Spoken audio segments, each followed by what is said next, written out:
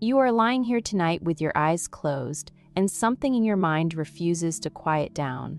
There is a hum beneath the surface of your thoughts, a low and constant vibration that keeps pulling you back from the edge of rest every time you get close. You came to bed hoping that tonight would be different, that tonight the sleep would simply arrive the way it once did when you were younger, when you could fall asleep on a couch in the middle of a noisy room without a single thought about whether or not it would happen. That ease feels like a memory belonging to someone else now, a skill you somehow unlearned without noticing the moment it slipped away from you.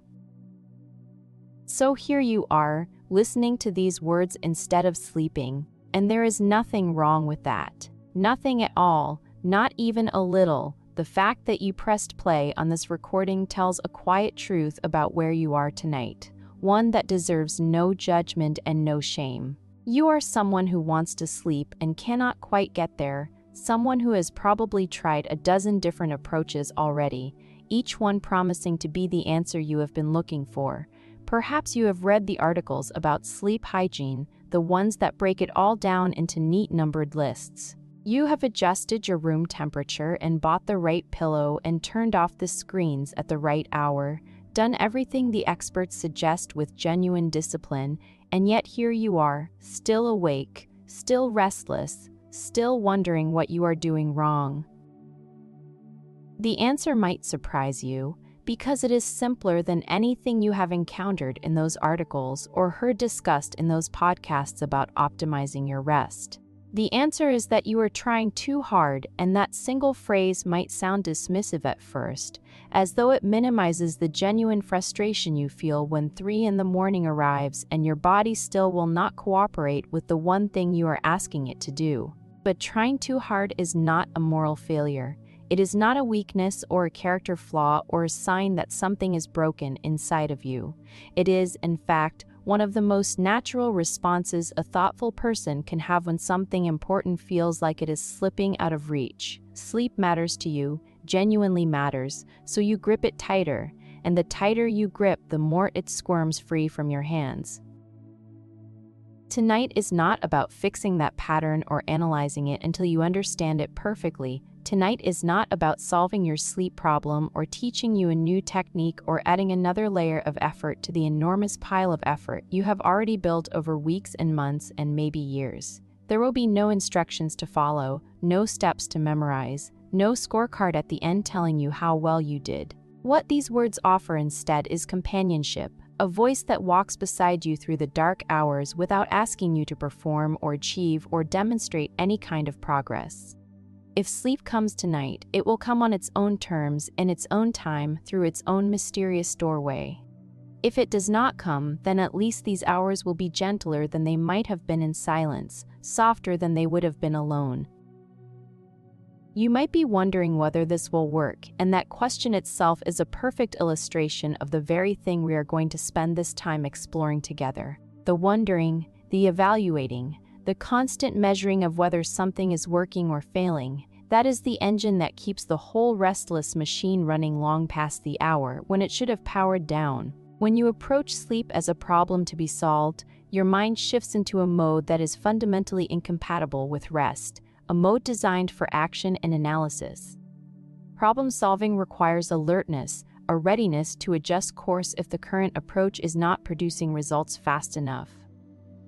These are wonderful qualities during the daytime, when you need them to navigate your work and your relationships and all the complex puzzles of being alive in a complicated world. But sleep is not a puzzle you can crack with enough intelligence. It is not something your conscious mind can manufacture through cleverness or determination, any more than you can make your heart beat faster by concentrating on it very carefully or will your digestion to speed up by thinking about it with great intensity.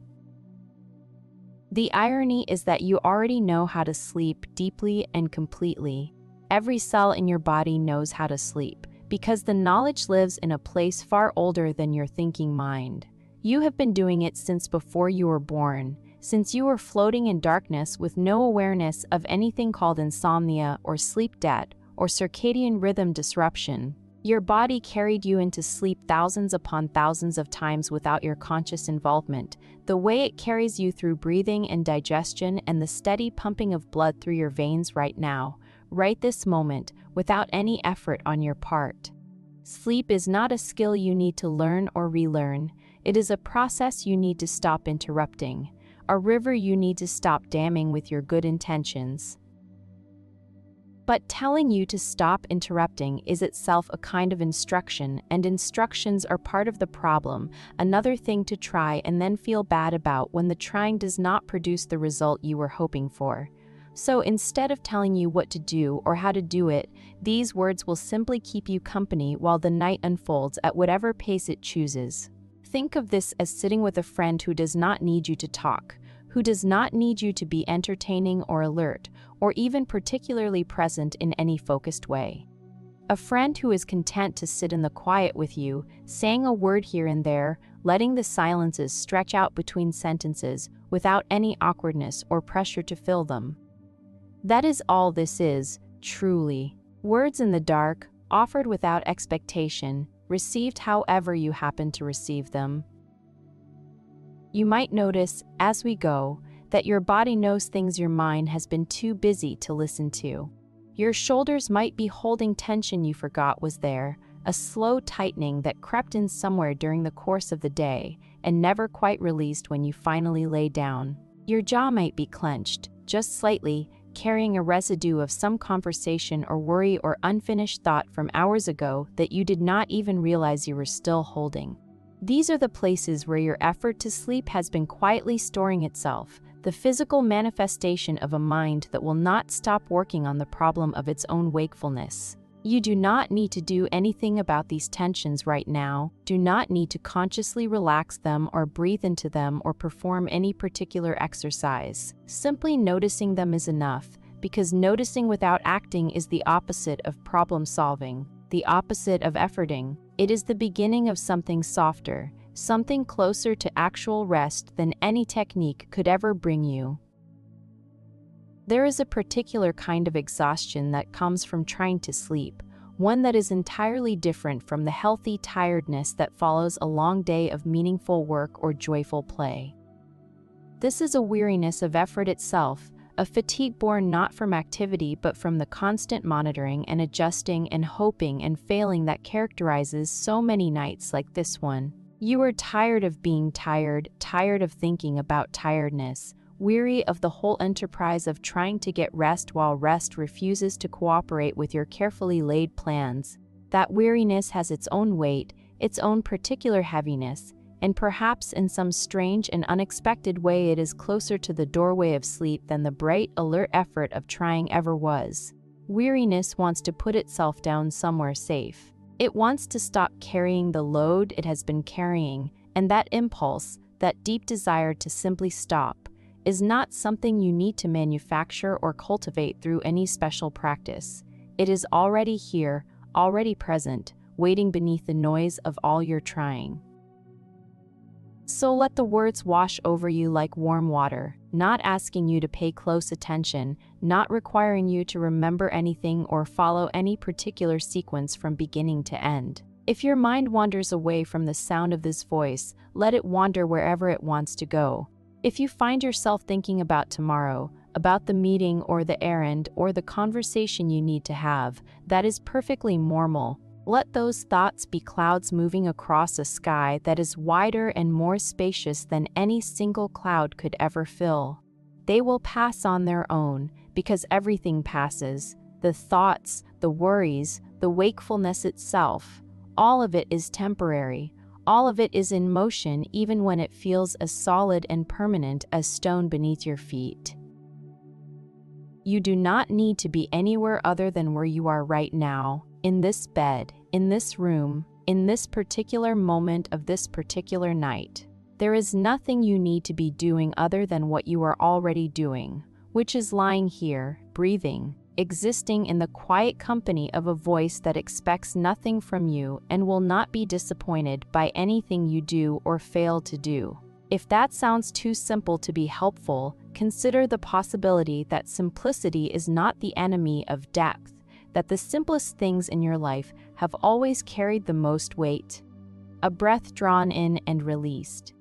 The steady rhythm of a heartbeat you did not choose. The familiar weight of a blanket settled across your chest. These have always been enough, were enough long before anyone started measuring them, before the scores and the percentages and the morning after verdicts entered your life. Welcome to this night, this specific night, which will never come again in exactly this form. It is yours, completely yours, and it does not need to be anything other than what it is. Stay as long as you like, drift whenever you are ready, sleep if it finds you somewhere along the way, rest even if it does not. There is no wrong way to be here, no incorrect way to listen, no failing grade for a night spent awake in the company of gentle words. The only thing required of you tonight is nothing at all, and perhaps, just perhaps, nothing will turn out to be enough. There is something peculiar about the way sleep behaves when you turn your full attention toward it, something that sets it apart from almost every other thing you might want in your life. Most of the time, wanting something and working toward it is exactly the right approach, the strategy that produces results in nearly every domain you can think of. If you want to learn to play the piano, you sit down at the keys and practice until your fingers know where to go without being told. If you want to run a marathon, you train your body day after day, adding distance gradually, building the strength and endurance you need through patient and deliberate repetition. Effort works beautifully in those domains because skill and fitness respond to deliberate practice, rewarding your persistence with measurable improvement over time that you can see and feel and take pride in. Sleep is not like the piano, and it is not like the marathon, and the sooner you begin to sense this difference, the closer you will be to understanding why so many of your nights have gone the way they have. Sleep lives in a category of experiences that collapse the moment you reach for them with too much intention, the way a soap bubble bursts when a child's eager fingers get too close to its shimmering surface. This is the paradox that has probably been keeping you company on nights like this one, even if you have never put it into these exact words before now. The harder you try to fall asleep, the more awake you become, the more electric your mind grows, the more aware you are of every sound and sensation in the room. It is as though sleep can sense the quality of your wanting and responds to urgency by withdrawing further into the shadows, the way a shy animal at the edge of a clearing will bolt if you move toward it too quickly or too eagerly. You know this from experience, have lived through enough frustrated nights to recognize the pattern intimately, even if recognizing it has never been enough to break its hold on you. Consider what happens in your mind during those long minutes after you first close your eyes and begin to wait for sleep to arrive. There is a moment, usually quite early in the process, when a small voice inside you asks the first question, the one that sounds so innocent and reasonable that you barely notice it at all. Am I falling asleep yet? The question seems harmless enough on its surface, a simple check-in, a status report from the part of you that is managing the project of tonight's rest. But that question is not innocent at all, because the very act of asking it requires a kind of wakefulness that is incompatible with the state it is inquiring about. To ask whether you are falling asleep, you must be awake enough to form the question, awake enough to evaluate the answer you receive, awake enough to feel disappointed if the answer is not the one you were hoping for. Each check-in pulls you back to the surface like a fish on a line, just as you were beginning to descend into deeper and darker waters. Then the questions multiply, as they always do on these kinds of nights. Why is this taking so long? Is something wrong with me that I cannot figure out? Did I drink too much caffeine this afternoon, or eat dinner too late? Should I have gone to bed earlier, or later, or at a completely different time? Was the room too warm when I lay down, or perhaps too cool, or too bright around the edges of the curtains? Each question spawns another one, and together they form a conversation that your mind conducts with itself at precisely the hour when all conversation should have ended. The bedroom becomes a conference room where every aspect of your sleep performance is being reviewed by a committee that never adjourns, that never runs out of items on its seemingly endless agenda, that finds new concerns to discuss every time it seems close to finally wrapping up.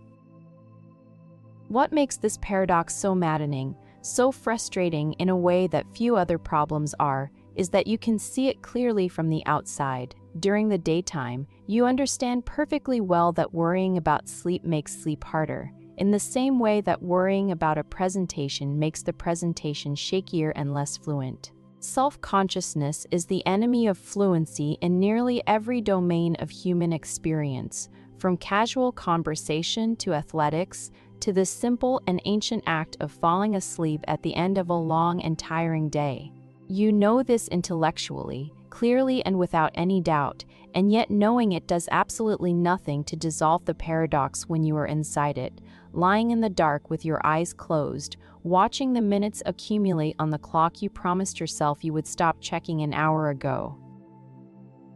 The knowledge becomes another layer of the problem, another room in the building you are trapped inside. Now you are not only trying to sleep but also trying not to try, which is its own kind of trying, a meta-effort that sits on top of the original effort, like one mirror reflecting another into a corridor of infinite reflections. You tell yourself to relax, and then you notice that telling yourself to relax is a form of tension that produces the opposite of what it intended. You remind yourself to stop thinking, and the reminder is itself a thought, one that proves the very thing it was designed to prevent. Each attempt to escape the trap of self-awareness creates a new room in the trap, a new corridor that leads back to the same central chamber where you're still awake, still watching yourself be awake, still waiting for something that will not arrive while you are watching and waiting for it so intently. Perhaps you have experienced a version of this paradox in other areas of your life, in moments when the outcome you wanted depended entirely on your ability to stop wanting it so visibly and so forcefully. A conversation at a gathering where you were trying so hard to be charming and witty that every word came out sounding rehearsed and wooden and stiff. A creative project where the pressure to produce something truly brilliant paralyzed you into producing nothing at all, where the blank page stayed blank because you were too aware of the need to fill it with something worthy. These moments share a common structure with sleeplessness, a structure in which the self gets in its own way, in which the act of monitoring your performance becomes the very thing that degrades what you are monitoring. Sleep is perhaps the purest and most humbling example of this kind of paradox because it requires something your waking mind finds genuinely terrifying, which is a complete and unconditional surrender of control.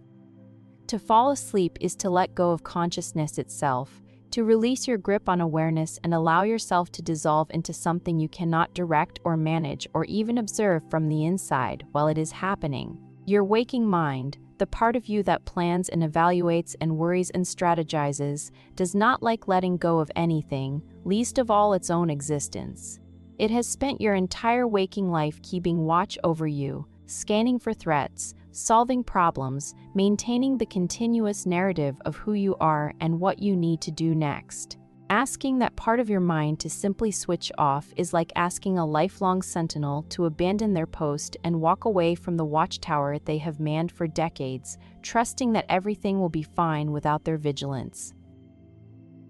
The sentinel refuses, not out of malice or stubbornness, but out of something more like love, out of a deep and fundamentally misguided commitment to your safety that it does not know how to set aside even when the setting aside is exactly what safety requires. Every worried thought about whether you are sleeping enough, whether your health is slowly deteriorating, whether tomorrow will be ruined by tonight's wakefulness, every one of those anxious thoughts is the sentinel doing its job with admirable dedication. It is protecting you from a threat that it perceives as real and imminent even though the threat is, seen from a certain angle, the sentinel's own watchfulness. The very thing meant to keep you safe is the thing creating the danger, and this is the beating heart of the paradox, the knot that cannot be untied by pulling harder on any of its tangled ends.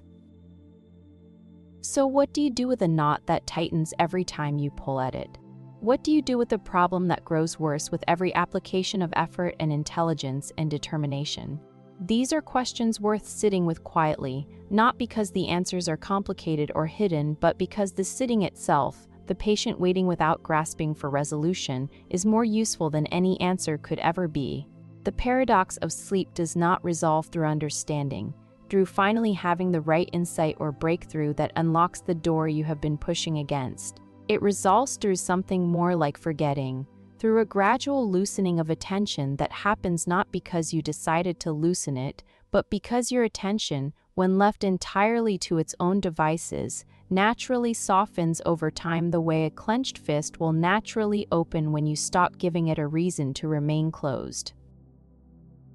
Tonight, you do not need to solve this paradox or defeat it or even fully comprehend its workings. You do not need to understand it any more deeply than you already do, which is probably quite deeply indeed, because you have been living inside it for long enough to know its every corner and corridor. What might be possible instead is simply to acknowledge the paradox, to nod at it gently the way you would nod at a familiar face you see regularly in a crowd, recognizing it without needing to stop and engage in lengthy conversation. There it is again, that old pattern, the trying that undoes itself so reliably. You have seen it many times before on other nights much like this one, and you will probably see it again on nights to come. Tonight it is here, doing what it always does, being exactly what it always is, and that recognition, offered gently and without any urgency to change what you are recognizing, is not a solution to anything.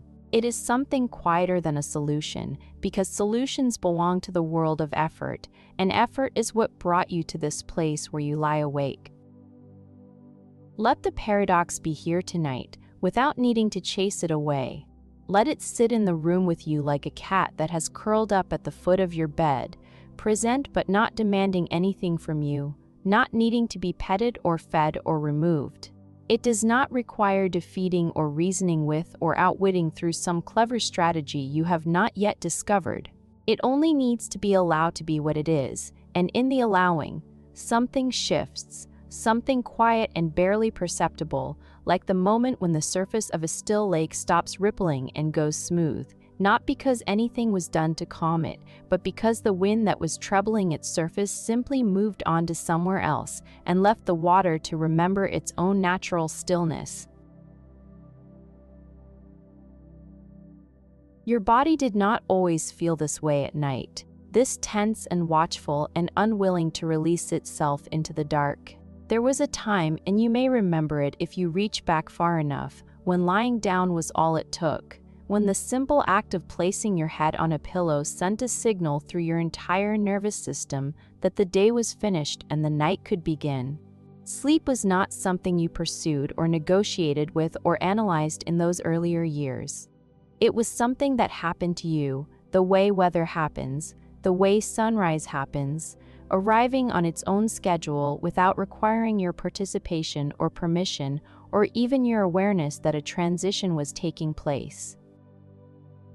Something changed between then and now, and the change did not happen all at once in a single dramatic moment you can point to and say, that is when sleep became difficult. It happened gradually in increments so small that you did not notice them accumulating until the accumulation had already reached a tipping point. A stressful period at work that lasted a few weeks longer than you expected, but perhaps there was a difficult conversation that replayed itself in your mind every time the lights went out. A season of uncertainty about something important in your life, money or health or a relationship that kept your thoughts spinning past the hour when they should have slowed to a stop. Each of these experiences left a small deposit of tension in your body, a thin but persistent layer of heightened alertness that did not fully dissolve when the stressful event itself had passed. This is what stress does to the system that governs your sleep, the ancient and delicate machinery that your body uses to transition between waking and rest. That system evolved over millions of years to serve a specific purpose, to keep you alive in a world where the difference between sleeping at the right time and the wrong time could mean the difference between survival and becoming something else's meal. When your brain detects a threat, real or imagined, it activates a cascade of chemical signals designed to keep you alert and ready to respond, flooding your bloodstream with the molecular equivalent of an alarm bell that rings through every cell and every organ. Your heart rate increases, your muscles tighten, your senses sharpen, your digestion slows to divert energy toward the systems that might save your life in the next few critical seconds. This response is magnificent in its design, a masterpiece of biological engineering that has kept your ancestors alive through ice ages and famines and predators lurking in tall grass. The problem is that this alarm system does not distinguish very well between a lion crouching in the shadows and an email from your supervisor that arrived at 9 in the evening with a subject line that made your stomach clench. It does not know the difference between genuine mortal danger and the low-grade, persistent, never quite resolving anxiety that characterizes modern life in a world where the threats are mostly symbolic but unending. Your body responds to both situations with the same ancient protocol, the same surge of alertness, the same preparation for a fight or a flight that never actually comes because there is no lion to run from, only a screen glowing in the darkness and a vague sense that something somewhere requires your urgent attention. When this alarm system stays activated for long periods, days or weeks or months of low-level stress humming beneath the surface of your daily life, something begins to shift in the way your body relates to rest. The winding down process that used to happen automatically, the gentle dimming of arousal that your nervous system performed each evening without any conscious input from you, starts to malfunction, not because it is broken, but because it is being overridden by signals that say now is not a safe time to let your guard down. Your body is doing exactly what it was designed to do in the face of perceived threat, which is to stay vigilant, to keep watching, to resist the vulnerability of unconsciousness until the danger has clearly passed. The tragedy is that in modern life the danger never clearly passes, because it is not a discrete event with a beginning and an end, but a continuous hum of obligations and worries and notifications that follows you from the office to the dinner table to the bedroom without ever pausing long enough for your nervous system to declare the all clear.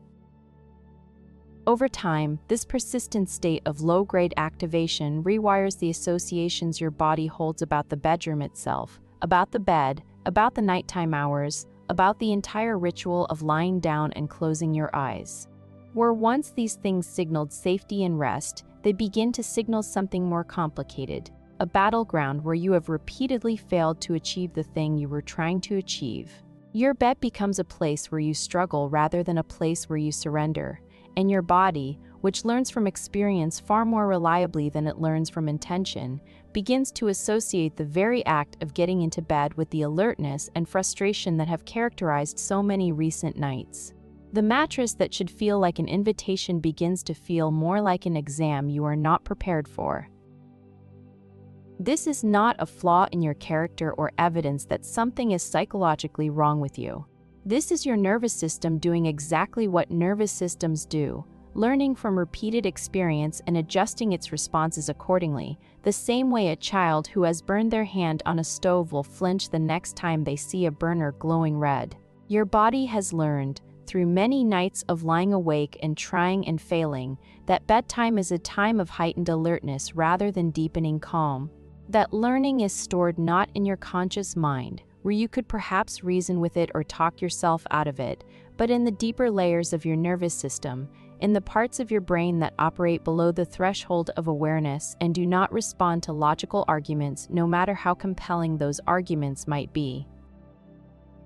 This is why telling yourself to relax rarely produces relaxation, why reminding yourself that there is nothing to be afraid of does not actually reduce the fear your body is carrying in its muscles and its chemistry. The conscious mind and the nervous system speak different languages, operate on different timescales, respond to different kinds of evidence. Your thinking mind can understand perfectly well that you are safe in your bed, that no threat exists, that sleep is not dangerous, and yet your body can simultaneously be running its ancient alert protocol with the same intensity it would bring to an actual emergency, because the signals it is responding to do not originate in your rational thoughts. They originate in patterns of arousal that have been reinforced night after night, layer upon layer, until they feel as natural and automatic as breathing itself. Here is the thing about your body that is worth remembering on a night like this one. The thing that gets lost beneath all the frustration and the self-blame. Your body has not forgotten how to sleep. The machinery is still there, intact and functional. The same machinery that carried you through thousands of nights of effortless rest before the pattern of struggle set in. What has happened is not a forgetting but an overriding, a situation in which one system, the alert and vigilant system designed to protect you from danger, has gained dominance over another system, the rest and recovery system designed to carry you into sleep. Both systems are working correctly, doing exactly what they were built to do, but they are working at cross purposes because the conditions of your life have given one of them far more reason to activate than the other. The rest system has not disappeared or atrophied beyond repair. It is still there, still capable of doing everything it has always done, waiting patiently beneath the noise of the alarm system, the way a quiet melody can persist beneath a louder one without being destroyed by it. On the nights when sleep does come, sometimes unexpectedly, sometimes on a night when you had given up expecting it, that is the rest system finding a brief opening, a moment when the alarm system looks away or quiets down just long enough for the deeper rhythm to reassert itself. Those nights are proof that the capacity for sleep is still fully intact inside you, that it has not been damaged or lost, only temporarily suppressed by a competing signal that is louder and more insistent. What your body needs is not a new technique for forcing sleep to happen. It does not need a better pillow or a more precisely calibrated bedroom temperature or a more rigorous adherence to the rules of sleep hygiene, though none of these things are harmful in themselves. What your body needs is something simpler than all of that, something that cannot be purchased or downloaded or prescribed. It needs the conditions under which the alarm system can gradually, slowly, in its own time, begin to soften its grip. Not through force, because force is itself a form of alarm, but through the patient accumulation of experiences that teach the nervous system, in the only language it understands, that the bed is safe again, that the night is not a test, that lying here with your eyes closed is not the beginning of another battle, but simply the end of another day.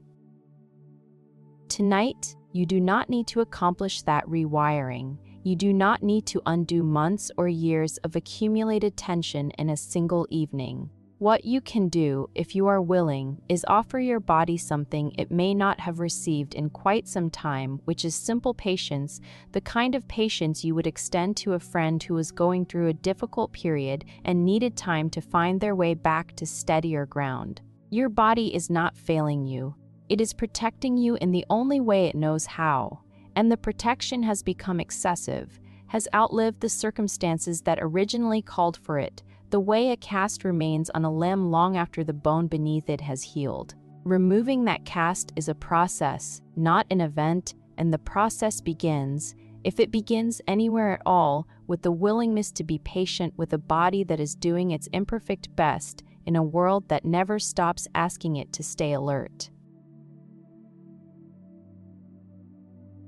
Somewhere along the way, probably without realizing the full significance of what you were doing, you began to measure your sleep. Maybe it started with a device on your wrist that promised to reveal the hidden architecture of your nights, the stages and cycles and patterns that had always been invisible to you, humming along beneath your awareness like the workings of a clock behind its face. Maybe it started with an app on your phone that listened to the sounds you made in the dark, recording your breathing and your movements and translating them into colorful graphs that were waiting for you each morning like a report card from a teacher who had been watching you all night. The underlying technology was sleek and elegant, the data was fascinating, and the promise was irresistible, because who would not want to understand something as mysterious and important as the quality of their own sleep? The first few mornings with that data felt genuinely revelatory, like someone had finally handed you a detailed and intricate map to a territory you had been wandering through blindly for your entire life without realizing how much you were missing. You could see the deep sleep phases stretching across the early hours of the night, the lighter periods rising toward dawn, the brief awakenings you never knew about scattered through the night like stepping stones across a shallow river. There were numbers attached to everything, percentages and scores and comparisons to averages that gave you a framework for evaluating something that had previously existed beyond evaluation. For the first time, you could answer the question of whether you had slept well with something other than a vague feeling, something more precise and scientific and satisfying than the unreliable impressions of a groggy mind trying to assess its own performance from the inside. But precision has a cost that is not always apparent at the moment you first embrace it, a cost that reveals itself slowly over days and weeks and months of accumulating data. The score that was supposed to inform you began, gradually, to define you. A high number in the morning brought with it a genuine wave of relief that set the tone for the entire day, a buoyancy and optimism that felt disproportionate to what was really just a percentage on a screen. A low number brought something heavier, a disappointment that colored your first waking thoughts and followed you into the shower and the kitchen and the commute like a verdict you could not appeal. You began to feel good or bad about your nights not based on how rested you actually felt in your body, but based on what the device told you about how rested you should feel, and the gap between those two things, the felt experience and the measured one, grew wider with each passing week.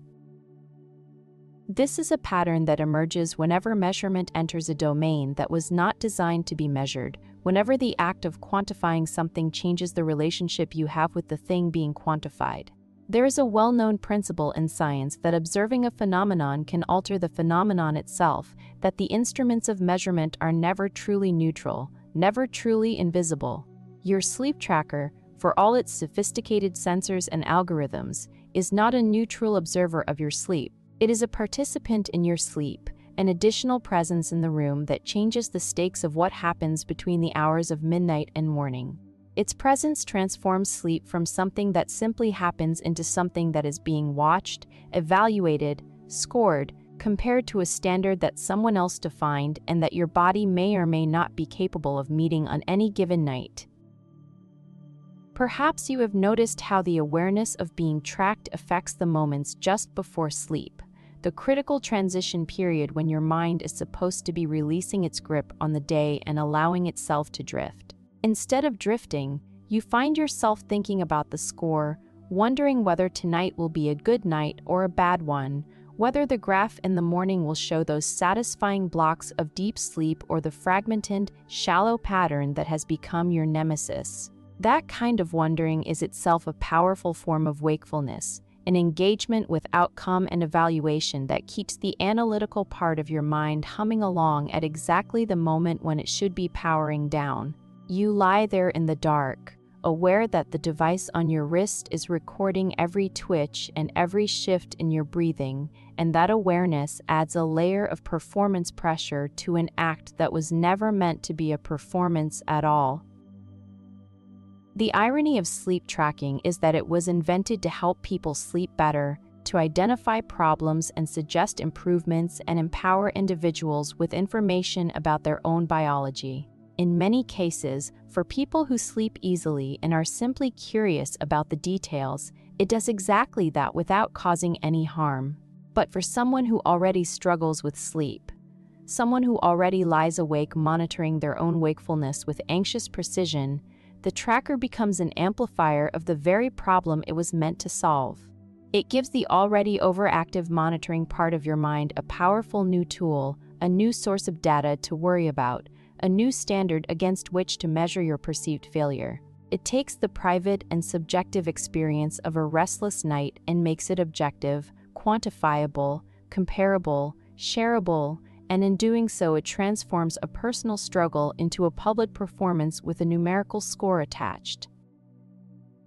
There is something worth examining about why the score matters to you as much as it does, why a number on a screen can produce a genuine emotional response that affects the quality of your entire day. Part of it is simply the human tendency to take any metric seriously once it has been presented in an authoritative format, with graphs and percentages and the implied backing of scientific rigor. But part of it runs deeper than that, into a place where your self-worth has become entangled with your ability to perform the basic biological functions that every human body is supposed to handle without difficulty. When the score is low, you feel not just tired but deficient, as though your inability to sleep well is a personal shortcoming rather than a common and largely circumstantial difficulty that millions of people share. The number confirms a story you have been telling yourself in the darkest hours. The story that says everyone else can do this thing effortlessly and you are the only one who cannot, that there is something fundamentally inadequate about the way you rest. That story is not true, but it is powerful, and the tracker feeds it fresh evidence every morning without any context or compassion. It does not tell you that the person sleeping next to you also woke up 3 times last night, but simply did not notice because they were not being measured. It does not tell you that the concept of a perfect night's sleep is itself a modern invention, that your ancestors slept in segments and stretches and naps that would horrify a modern sleep scientist, and yet they functioned and thrived and built civilizations without ever once checking a score on a screen. The tracker cannot tell you these things because it has no wisdom, only data, and data without wisdom is not information. It is noise that happens to be shaped like a graph. Consider what it would feel like to take the device off your wrist tonight, to place it on the nightstand face down and let the night be unrecorded, unmeasured, unscored. The thought might produce a flicker of anxiety, a sense of being unmoored from the one thing that gives you concrete feedback about how your nights are going. That anxiety itself is informative because it reveals how deeply the habit of measurement has embedded itself in your relationship with sleep, how much you have come to depend on external validation for something that your body has been doing on its own, unmonitored and unscored, for every year of your life before the device arrived. The anxiety says, without words, that you no longer trust your own felt sense of rest, that you have outsourced the evaluation of your sleep to a piece of technology that knows less about what your body needs than your body does. You do not need to throw the device away or delete the app or make any dramatic gesture of rejection tonight. What might be more useful is simply to notice, with gentle curiosity rather than judgment, the way the score has woven itself into your experience of sleep, how it colors your expectations before you lie down and your assessments after you wake up. Notice how the number can make a night that felt reasonably restful seem like a failure, or how it can make a night of genuine struggle seem acceptable if the algorithm happens to produce a flattering result. Notice the gap between what your body tells you and what the screen tells you, and consider, just for tonight, which of those two sources of information deserves your trust more deeply. The night does not need to be scored to be valuable, does not need a number attached to it in order to count as a night well spent. Rest does not need to be quantified to be real, does not need external confirmation to have done its quiet and essential work inside your body. These are simple ideas, almost obvious in their simplicity, and yet they push against something powerful in the culture you live in, a culture that believes deeply in measurement, optimization, tracking, improvement, the relentless conversion of every human experience into data points arranged neatly on a chart that promises understanding but often delivers only anxiety. Sleep has been absorbed into that culture the way food and exercise and meditation have been absorbed, transformed from a natural process into a project with metrics and goals and the ever-present possibility of failure. Letting go of the score, even just for one night, is not a rejection of science or technology. It is a small act of remembering that you are a living creature whose body has its own intelligence, its own rhythms, its own way of knowing when it has rested enough, a way of knowing that existed long before anyone thought to attach a number to it and long before anyone suggested that a number could capture the truth of something as vast and personal as the way you rest in the dark hours of the night. There is a distinction that lives at the center of so much human wisdom across centuries and cultures, a line drawn between two fundamental categories of experience that can change everything about the way you relate to a difficult night like this one. A distinction so simple it is almost embarrassing to state and yet so easy to forget in the anxious hours after midnight. On one side of that carefully drawn line are the things you can actually control in your daily life, the actions you can take, the choices you can make, the responses you can choose when life presents you with its endless series of situations and demands. On the other side are the things that lie beyond your control entirely, the outcomes that depend on forces larger than your will, the results that emerge from processes too complex and too deeply embedded in the vast fabric of reality for any individual mind to command or direct, no matter how intelligent or determined that mind might be. Most of the suffering that accumulates around sleeplessness comes from a confusion between these two categories, a persistent and understandable mistake about which side of the line sleep actually falls on. You treat sleep as though it belongs to the first category, as though it is something you can achieve through the right combination of effort and strategy and willpower, the way you might complete a project at work or finish a difficult hike or master a new recipe in the kitchen. You approach each night as though the outcome is in your hands, as though sleeping well is a matter of doing the right things in the right order with enough discipline and commitment, and when the outcome does not arrive despite your best efforts, you conclude that you must not be trying hard enough or trying in the right way.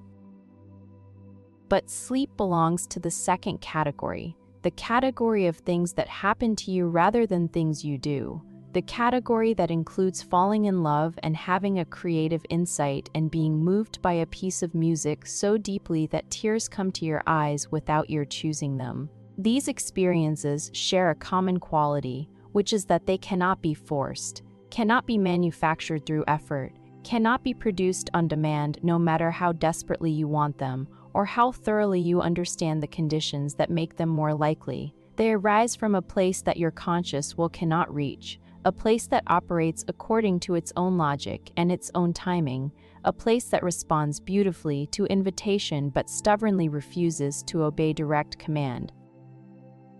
This does not mean that you are helpless, that there is nothing at all you can do on a night when sleep seems impossibly far away. The distinction between what you can and cannot control is not a counsel of despair, but an invitation to redirect your energy toward the things that actually respond to your attention. You can control whether you lie down at a reasonable hour, and the environment of your bedroom, the temperature and the darkness and the relative quiet, responds to your choices as well. What enters your body in the hours before bed, what you eat and drink and watch and read and think about, those are real decisions within your reach. Even the choice to be here tonight and listen to these words is something that belongs to you, an act of gentle agency that no one else made for you, a quiet turning toward companionship in the dark. These are all real choices, genuine exercises of your agency, and they matter not because they guarantee sleep,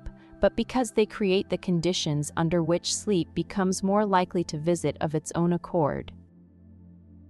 What you cannot control is the moment of transition itself, the precise instant when wakefulness softens into something else, when the thoughts that have been circling slow their orbits and eventually stop. That moment is not yours to command any more than you can command the exact second when a cloud will pass in front of the moon. You can watch for it, you can wait for it, you can do everything in your power to make the conditions favorable, but the final step, the actual crossing of the threshold from awake to asleep, belongs to a part of you that does not take orders from the part of you that is lying here right now, thinking and planning and hoping.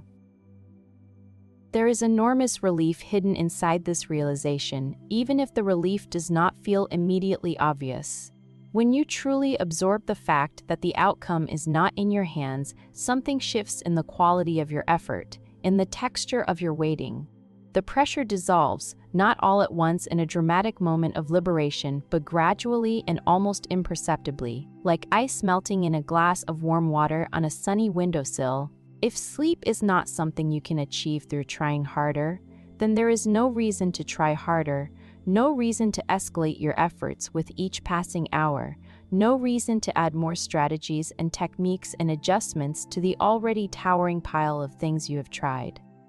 The failure to sleep is not your failure, because sleep was never yours to succeed or fail at in the first place. It was always going to come or not come on its own terms, in its own time, through its own door, and your job was never to drag it across the threshold, but simply to leave the door open and step back. This is not passivity, though it might sound like it from the outside, might sound like giving up or surrendering your responsibility for your own well-being. There is a vast and meaningful difference between giving up and letting go, between abandoning your efforts in despair and redirecting them toward the things that actually respond to effort. Giving up says nothing matters, so why bother making any effort at all? Letting go says something matters very much, perhaps more than you can easily articulate. But the way to honor it is not through force, but through trust, through the willingness to do what is within your power and then release your grip on the result, allowing it to unfold according to a timeline that is not yours to set.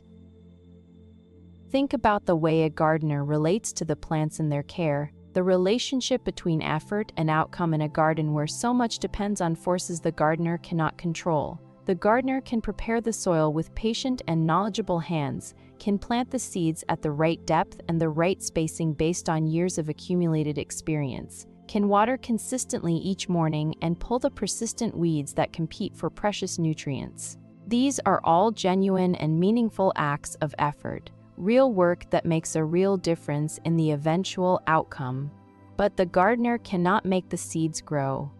Growth happens according to its own schedule, driven by processes that unfold beneath the surface of the soil where no human hand can reach or direct. The gardener who understands this does not sit up at night worrying about whether the seeds are germinating, does not dig them up every few hours to check on their progress, does not conclude that they are a failure as a gardener when the sprouts do not appear on the exact day they were expected. You are in a similar position tonight, having done the equivalent of preparing the soil and planting the seeds by lying down in a dark and quiet room at a reasonable hour. Your body knows what to do with the conditions you have created, the way a seed knows what to do with good soil and water and the warmth of the earth around it, the growing, the sleeping, the germination of rest within the prepared ground of your body. That part belongs to a process older and wiser than your planning mind, a process that has been running successfully and reliably for as long as life has existed on this slowly turning planet, long before any creature ever worried about whether it was happening correctly. Your only task now is to wait without digging up the seeds, to trust without monitoring, to be present without managing the process that your presence might otherwise disturb.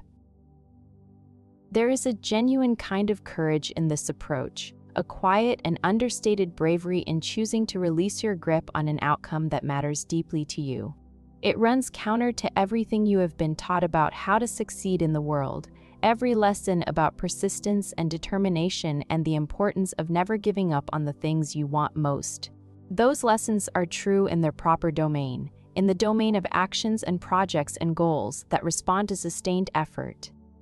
But sleep is not a goal you pursue. It is something more like a tide that comes in when the conditions are right, when everything aligns in ways that no single effort could orchestrate, when the shore is clear and the moon is positioned just so, and the wind is moving in the direction it needs to move. Your job is not to summon the tide. Your job, if it can even be called a job, is to be the shore, to be present and open and empty enough for the water to find its natural way in when the time is right.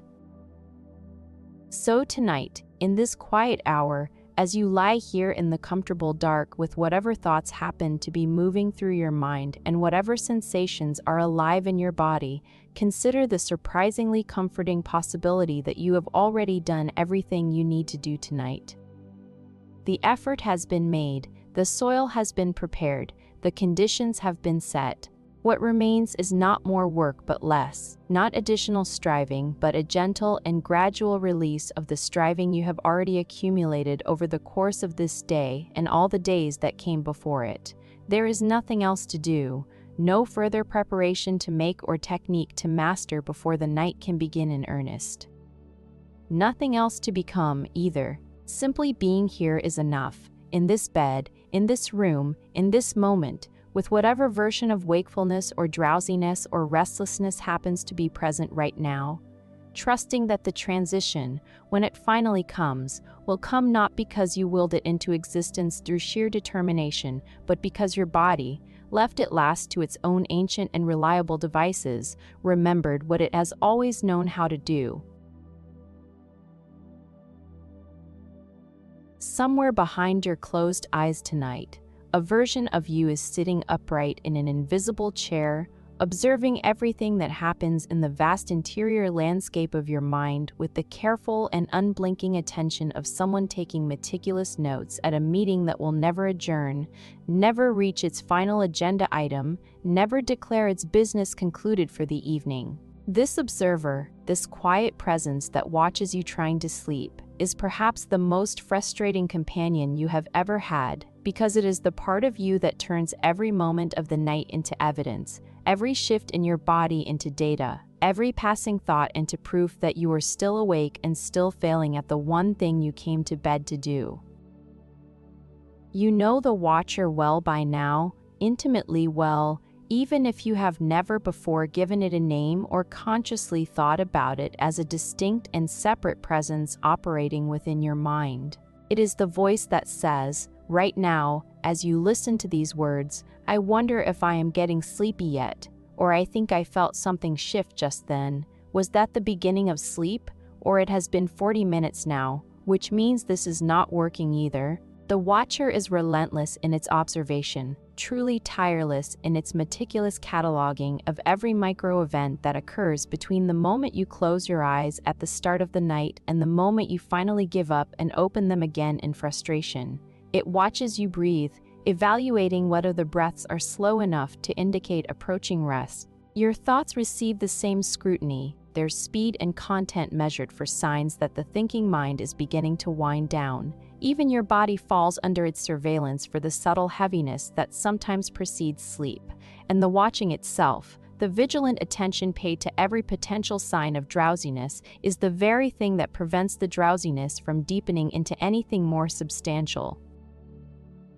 The watcher is not your enemy, even though it can feel that way on the worst nights, the nights when its commentary runs continuous and its attention never wavers for even a moment. This part of you developed for very good reasons, reasons that have nothing to do with sleep and everything to do with survival in a world that rewards self-awareness and the ability to monitor your own state. During the busy hours of daylight, self-awareness is genuinely one of your greatest assets as a human being, allowing you to adjust your behavior based on how you are feeling, to recognize when you are tired or hungry or angry before those states lead you into decisions you will regret. The capacity to watch yourself, to step back from your own experience and observe it from a slight distance, is what separates considered action from pure impulse, what allows you to navigate complex social situations with something approaching grace.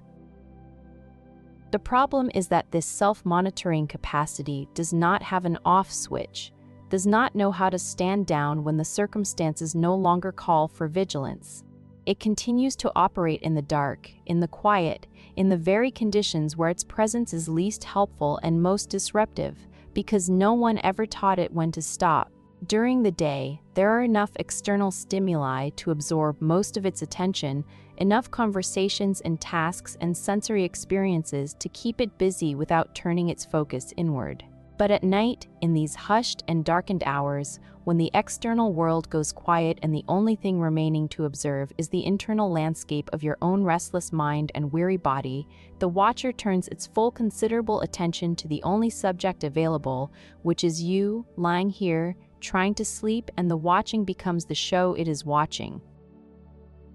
This creates a loop that is remarkably difficult to break from the inside. A hall of mirrors where every attempt to stop watching becomes itself an act of watching, where the instruction to let go of self-awareness is received and processed by the very self-awareness it is trying to dismiss. You notice that you are watching yourself.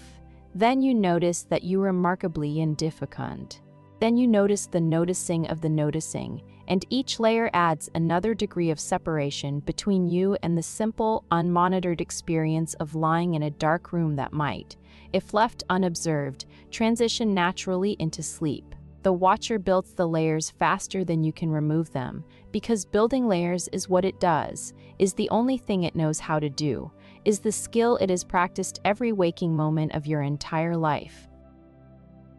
Here is what the watcher does not understand, what it cannot comprehend from its position of permanent vigilance. Sleep is not an event that happens inside of awareness. It is the dimming of awareness itself, the gradual fading of the very spotlight that the watcher depends on to do its work. Asking the watcher to observe the onset of sleep is like asking someone to watch themselves fall asleep in a mirror. The moment of transition, the precise instant when wakefulness crosses into something else, is by definition the moment when the watcher loses its ability to watch, because the consciousness that powers the watching dissolves into the experience it was trying to observe. Sleep is the one event that cannot be witnessed from the inside, the one performance that has no audience, the one moment in your entire day when the observed are both absent simultaneously.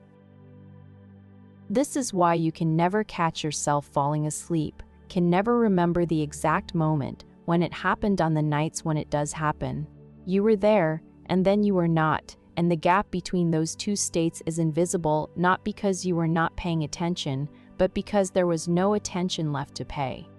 The watcher was watching,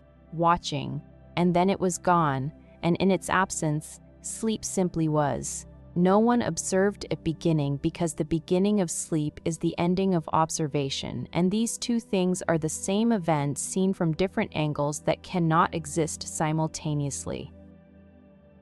So what do you do with a watcher that will not stop watching, with a self-awareness that has no off switch and no dimmer control? The instinct is to try to shut it down, to force the watcher to close its eyes and look away, to somehow overpower it with relaxation techniques or breathing exercises or sheer exhaustion. But the watcher cannot be overpowered because it is powered by the same energy you would use to overpower it. Every effort to silence it gives it more to observe, more to comment on, more raw material for the endless evaluation it cannot stop conducting.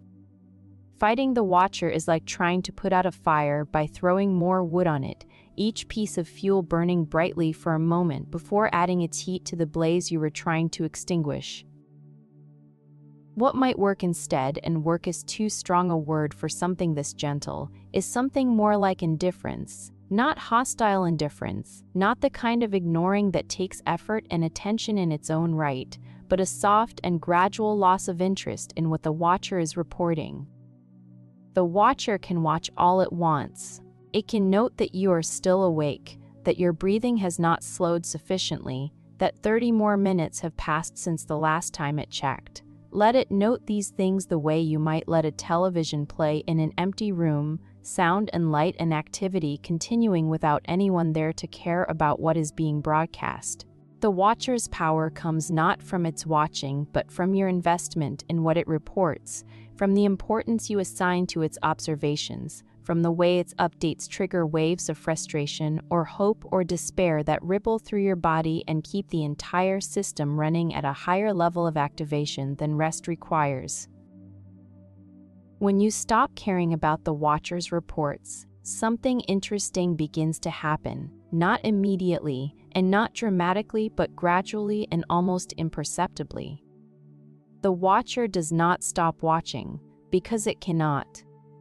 But the watching loses its charge, its emotional voltage, its ability to generate the cascade of secondary reactions that keep you awake. The observation that you are still awake becomes as neutral and unremarkable as the observation that the ceiling is above you or that the familiar pillow is resting beneath your head exactly where it always rests. It is simply a fact noted and released, carrying no more significance than any other fact about the current moment. In that neutrality, and that blessed indifference to your own state, something loosens in the architecture of your wakefulness. Some essential support beam quietly gives way, and the structure that was holding you in alertness begins, almost imperceptibly, to lean toward something softer.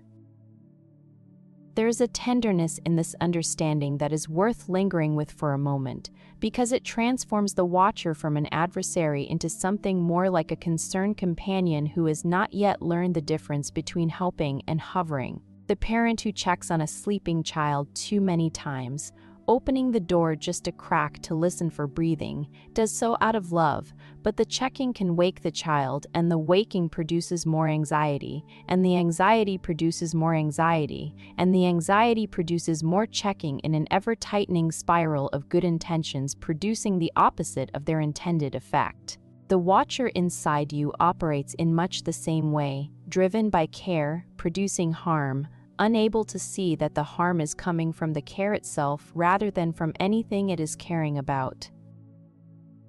You do not need to defeat the watcher tonight, or learn to control it, or even understand it more deeply than you already do from so many nights of intimate acquaintance. The watcher is part of you, a faithful if somewhat misguided and overzealous servant that genuinely does not know when its long shift is finally over, that keeps manning its post long after the need for vigilance has passed. What it needs is not dismissal but something closer to reassurance, a quiet communication that says, yes, I know you are there, I know you are watching, and it is all right, you can keep watching if you must. But I am not going to respond to every report you file tonight. Perhaps that gentle disengagement, that warm and patient and unhurried withdrawal of your investment from the watcher's endless stream of updates is precisely what this particular night has been quietly waiting for all along, the one thing that was needed not to make sleep happen, but to stop preventing it from happening on its own.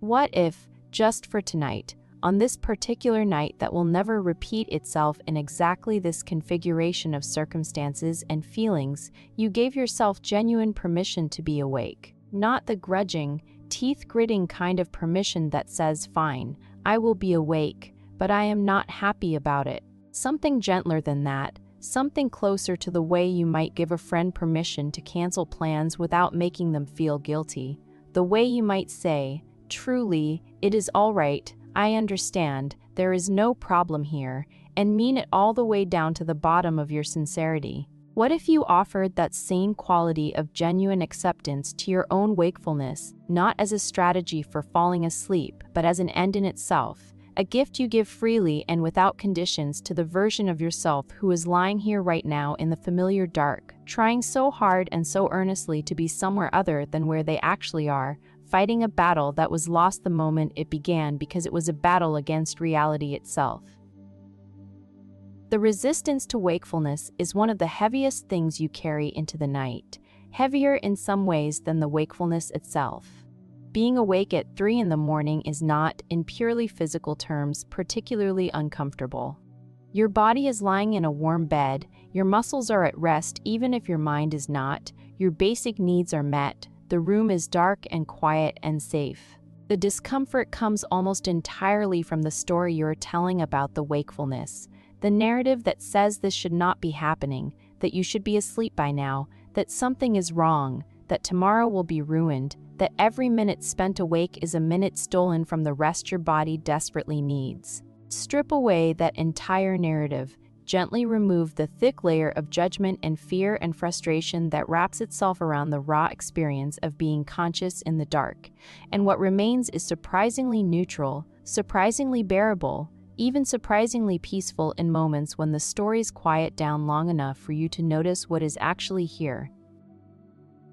This is not a trick designed to lure you into sleep, by pretending you do not want it. This is not reverse psychology or a clever technique dressed up in comforting language. The permission to be awake is exactly what it sounds like, a genuine relinquishing of the demand that this moment be different from what it is. You are awake, and that is what is happening right now, and right now is the only moment that actually exists, the only one that requires your attention or your care. Tomorrow morning is a thought, not a reality. The consequences you are imagining are projections, stories spun by a mind that has been trained to plan ahead and anticipate problems. Stories that may or may not come true, but that are, in this moment, nothing more than thoughts passing through consciousness like clouds of various shapes and densities passing through a vast sky that remains fundamentally unchanged by their passage.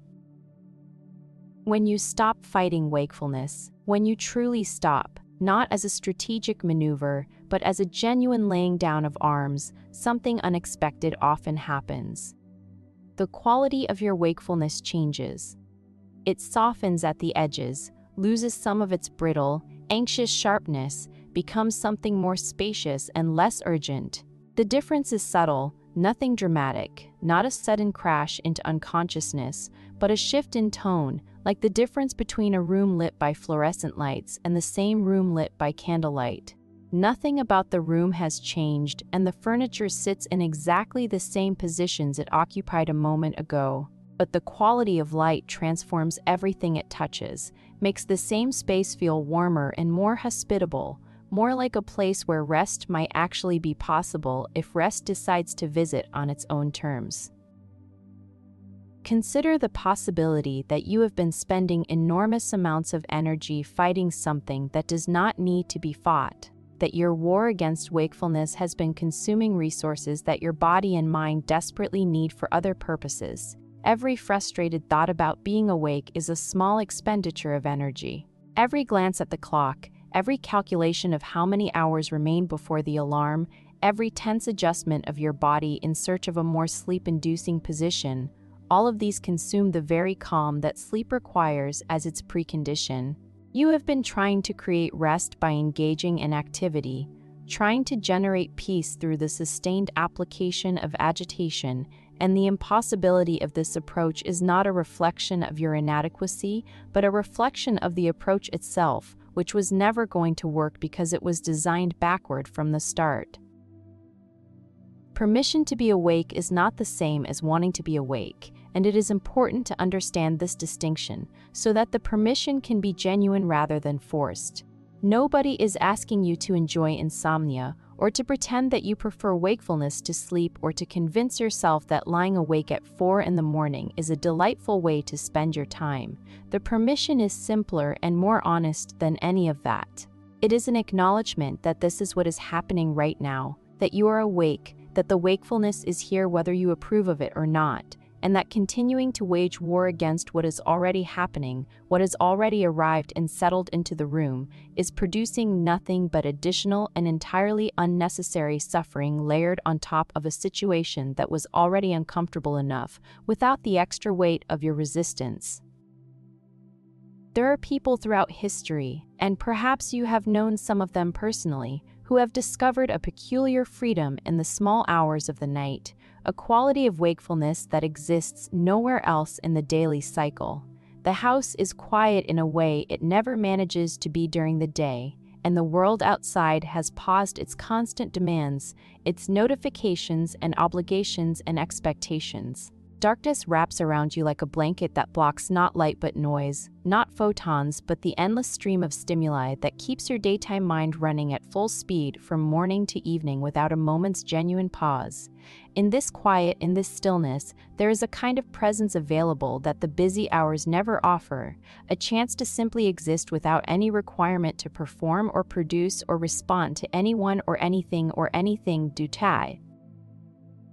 You might discover, if you let yourself, that some of your most honest and unguarded thinking happens in these hours, when the social performance of daytime has been set aside and there is no audience to impress and no role to play. The thoughts that come at 3 in the morning are not always pleasant, but they are often remarkably truthful. stripped of the polishing and filtering that your waking mind applies to everything during the busier hours. There is a clarity in the dark that the light does not always permit, a directness of thought that can feel unsettling, but that also has a quality of intimacy with yourself that is genuinely rare and worth noticing even when the content of those thoughts is not what you would have chosen.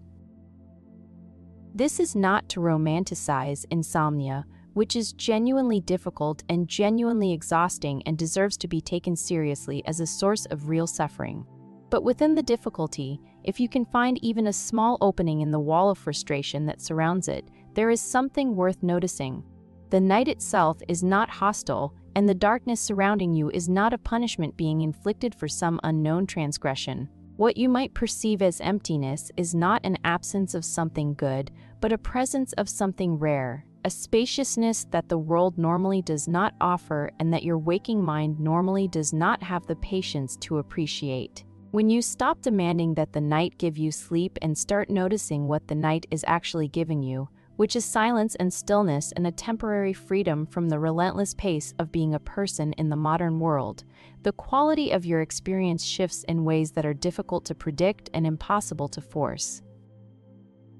Perhaps tonight could be different, not in the sense of finally sleeping well after so many restless nights, but in the sense of relating to the restlessness differently, meeting it with something other than the usual cocktail of frustration and fear and determination. Perhaps tonight the wakefulness could simply be what it is, an experience you are having, a temporary state your body and mind happen to be in right now at this particular moment, no more significant than any other state you have passed through today. You were anxious this afternoon, and the anxiety eventually passed on its own. Earlier still, hunger arrived at dinner time and was addressed with a meal. At some point, you were briefly happy at some point, and that passed too, as all states do, as everything does, including this wakefulness, which feels permanent right now, but which is, like everything else in your experience, temporary, moving, already in the process of becoming something else even as it seems to hold still. The permission you are being invited to give yourself tonight is perhaps the simplest and most radical thing you could do in this moment. It is the permission to stop being at war with where you are, to stop treating this night as a battlefield and your body as an opponent and your mind as an unreliable subordinate that refuses to follow orders. It is the permission to be exactly what you are, awake in the dark, listening to a voice, breathing in and breathing out, alive in this moment that will never come again, already enough, already whole, already worthy of a gentleness that does not depend on whether your eyes are open or closed, whether your mind is racing or still, whether the morning will bring a number on a screen that satisfies or disappoints you. Here, in this permission, in this laying down of the weapons you have been carrying against yourself, there is something that feels, if not like sleep, then like the ground from which sleep might eventually grow if it is left alone and unforced and undemanded,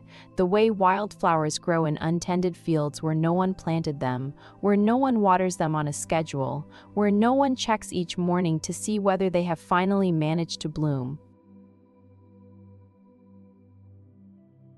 Right now, without any instruction from anyone, without reading a single word about how to do it properly, you are breathing. Air is moving gently into your body and then moving softly out again, a rhythm so absolutely fundamental to your existence and so deeply woven into the fabric of your biology that it continues even when you are not thinking about it at all, even when you are deeply asleep, even when your conscious mind has gone elsewhere entirely and left your body to manage its own affairs in the dark. This breathing that happens without your direction has been with you since the first seconds of your life, since you emerged into the bright and startling world and your lungs filled for the first time with air they had never tasted before, and it will continue, faithful and unasked, until the very last moment of your time on this earth.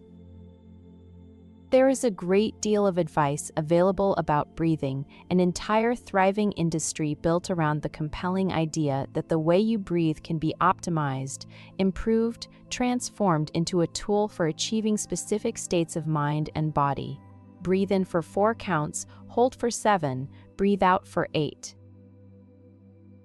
Breathe from the diaphragm, not the chest, they say.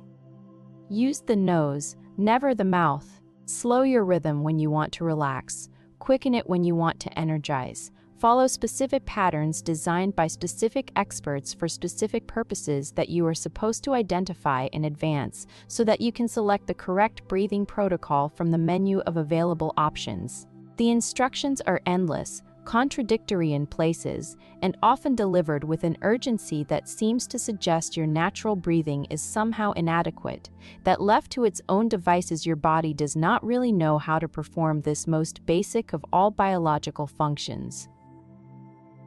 Tonight you do not need any of those instructions, not a single one. Here in this quiet room, the breath is not a tool you are wielding, not a technique you are performing, not a step in a protocol designed to produce a particular outcome that you will evaluate in the morning when you check whatever device is monitoring the quality of your rest. Right now, in this moment, the breath is simply what it is, air moving in and air moving out, the most ordinary and most miraculous thing happening in this room, happening in your body, happening without your permission or your direction, because your body never needed your permission to breathe any more than it needed your permission to grow or to heal a wound or to digest the meal you ate hours ago.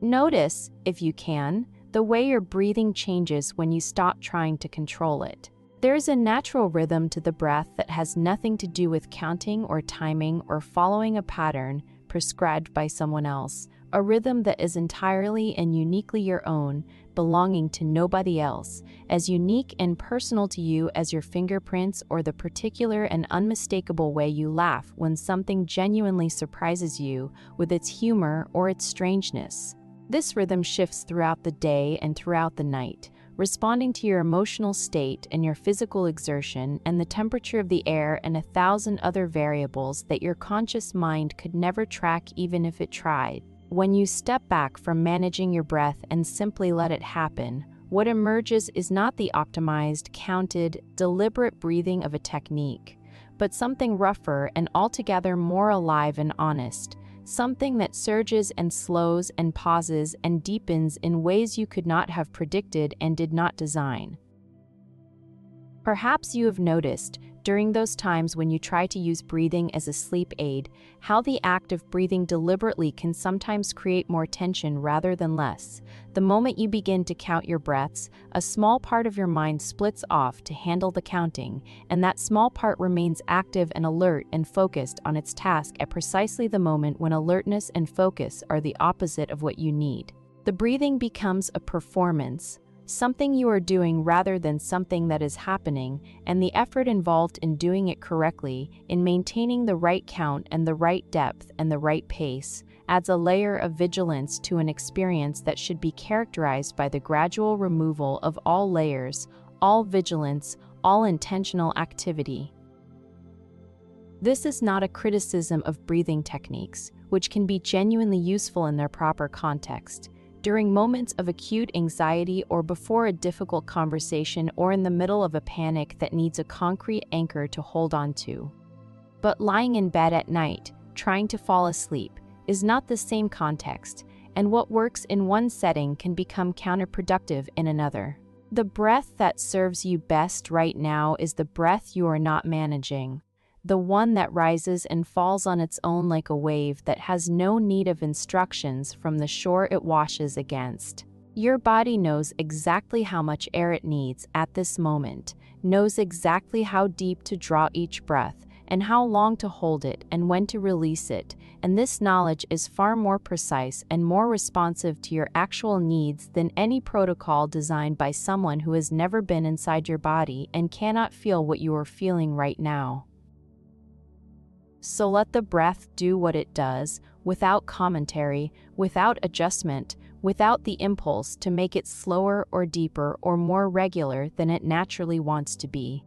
If it comes in short and shallow for a while, that is fine. That is what your body needs right now, and it will change when your body is ready for it to change. If it catches or stutters, if there are moments when it feels uneven or ragged, those too are fine. part of the natural variability of a living system that is constantly adjusting itself in response to conditions you are not even aware of. The breath does not need to be smooth to be effective. It does not need to follow a pattern to be doing its job. It only needs to continue, and it will continue, because continuing is what breath does, what it has always done, what it will keep doing long after your conscious mind has stopped paying any attention to it.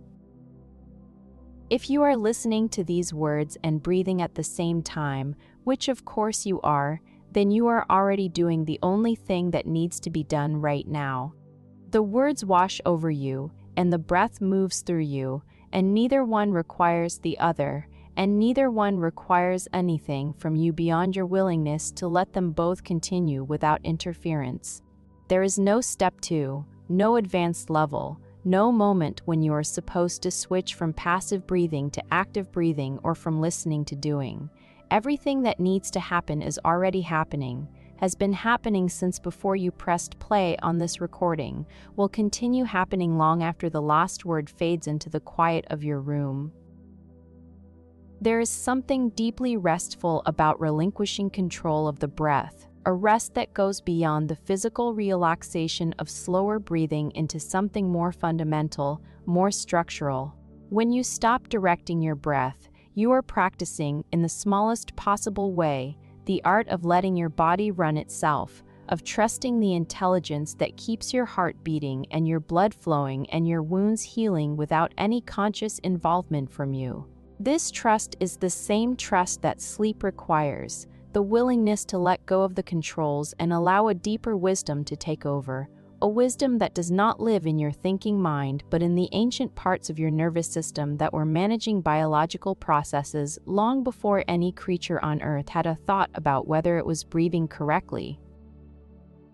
Each breath you take tonight, each unremarkable, uncoached, uncounted passage of air through your body, is a small act of surrender, a tiny practice run for the larger surrender that sleep will ask of you when it finally arrives. Nothing special is happening with this breathing, nothing that needs a name or a category or a place in any system of self-improvement.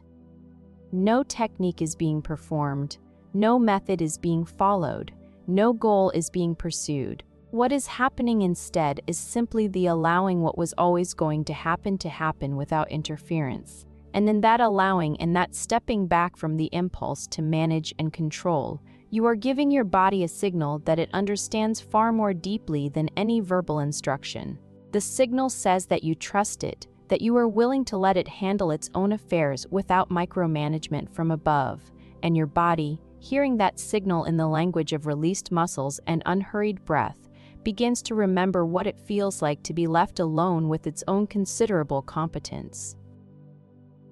Meanwhile, the breath continues, as it always continues, asking nothing of you, requiring nothing from you, expecting no particular quality of attention or effort or awareness. This simple rhythm will carry you through whatever remains of this night, through the wakefulness and the drowsiness and whatever other states arise between now and morning. Notice it, or forget it entirely, pay close attention or let your awareness drift to other things, and either way the breathing continues unaltered, unchanged by the quality of your attention or the depth of your inattention, faithful in a way that nothing else in your life has ever been quite so faithful. In this constancy, in this absolute reliability of something that asks so little and gives so much, there is a kind of ground beneath everything else, a foundation that does not shift or crumble regardless of what is built upon it. You can rest on this ground even before sleep comes, can lean your weight against the simple fact of breathing in and breathing out,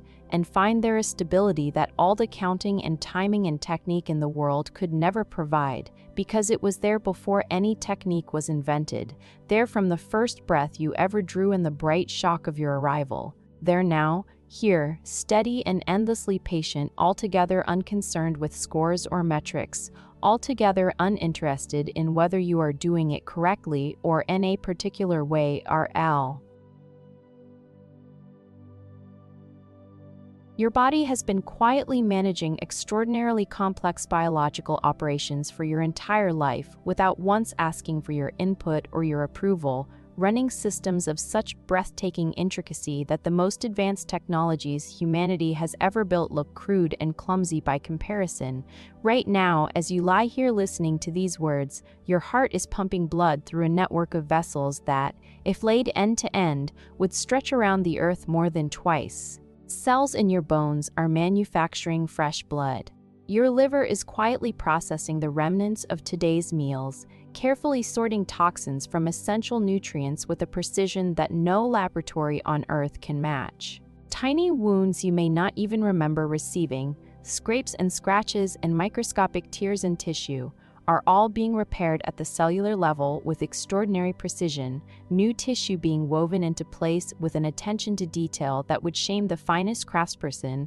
all of this happening in complete silence, in complete darkness, without any conscious direction from the mind that is currently lying awake worrying about whether it will manage to fall asleep tonight.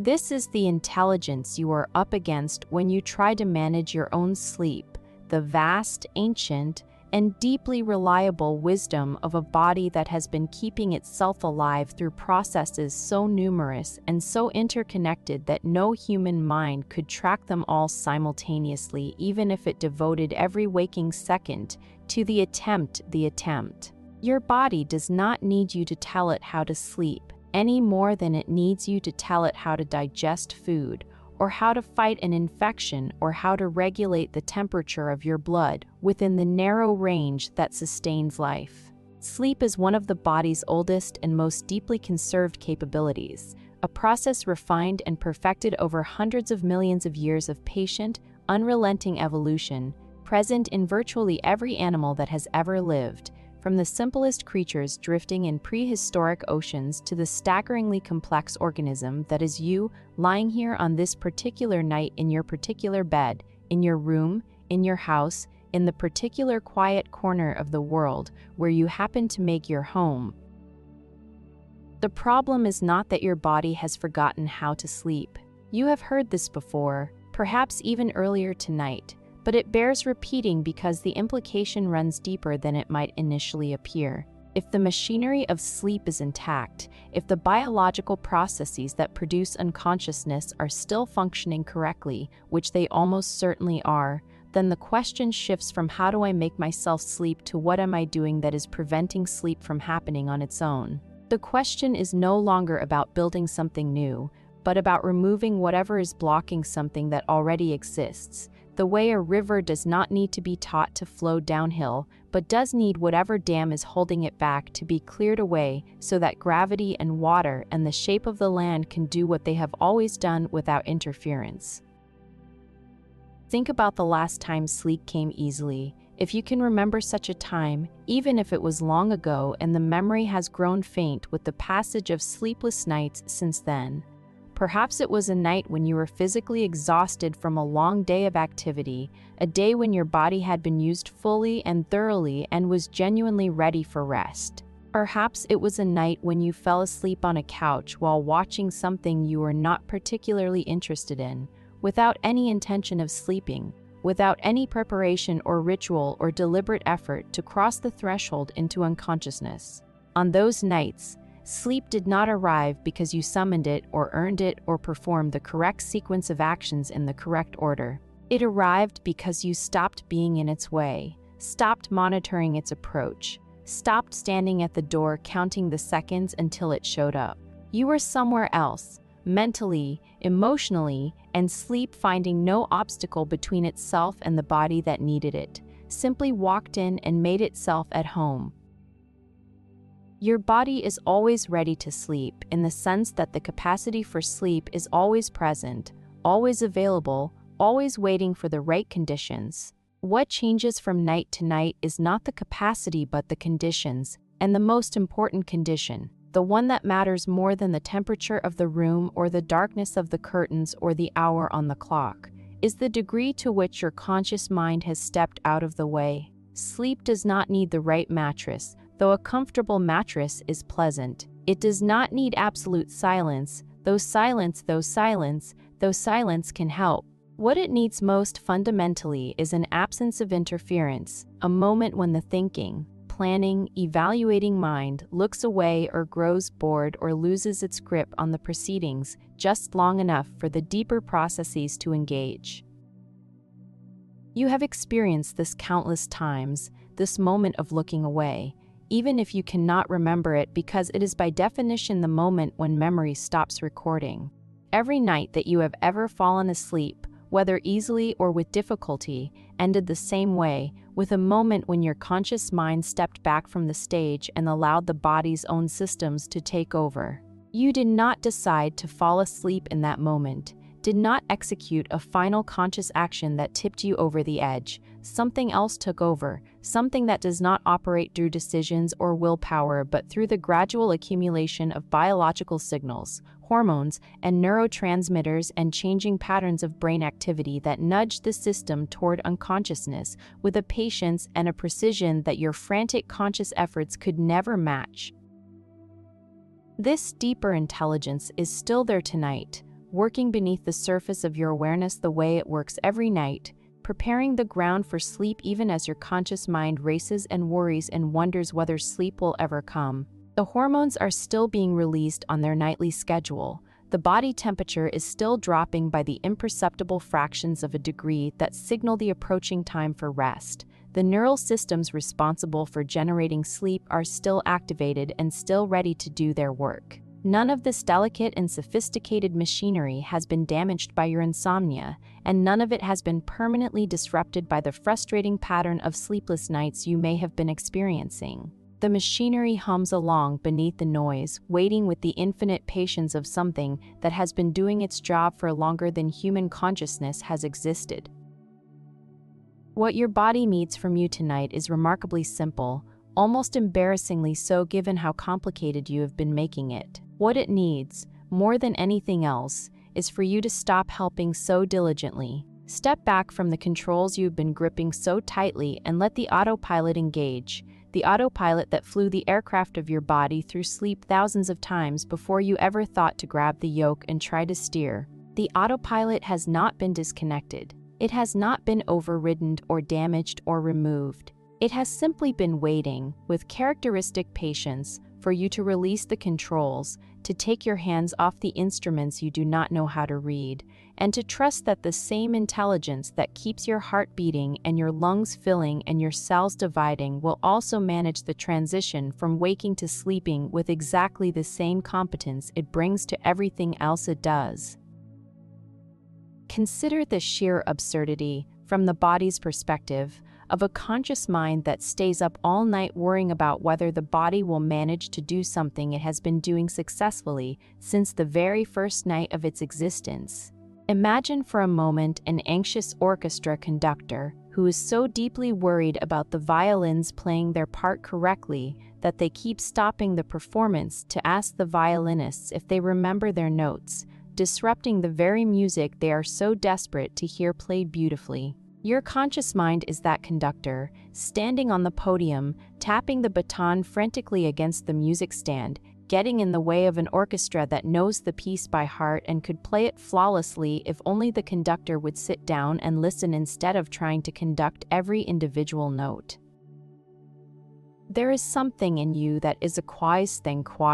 dias, a recognition that your conscious mind, for all its remarkable capabilities, is not actually the most qualified candidate for the job of managing your sleep. Your conscious mind is brilliant at many things, at language and logic and planning and creativity and all the dazzling performances of human intellect that have built civilizations and sent machines to other planets. But sleep is not a problem of intellect, not a challenge that rewards cleverness or effort or strategic thinking. It is a biological process, as natural as sweating when you are hot or shivering when you are cold, and it is governed by ancient biological systems that existed long before the conscious mind evolved on this planet, and that function best when the conscious mind is not trying to supervise their every operation. So tonight, in this quiet moment, you might consider the possibility of getting out of your own way, not through any dramatic act of surrender, but through something smaller and more gentle. A gradual loosening of the grip, a slow turning of your attention away from the project of sleep and towards something, anything, that is not the monitoring of your own state. Let your mind wander if it wants to wander, and let it settle if it wants to settle instead. Allow it to do whatever it does when you are not directing it toward a specific task, and trust that beneath all of its wandering and settling, your body is doing what bodies do in the dark, following the ancient script that evolution wrote long before you were born, moving towards sleep at its own pace, by its own road, through doors that only open from the inside, doors that your conscious mind has never seen and could not operate even if it somehow managed to find them in the vast, intricate, and endlessly surprising dartmans of marable biology, the biology that pentine care of you long apartable, biology that has meriboldo and remarkable, bidal.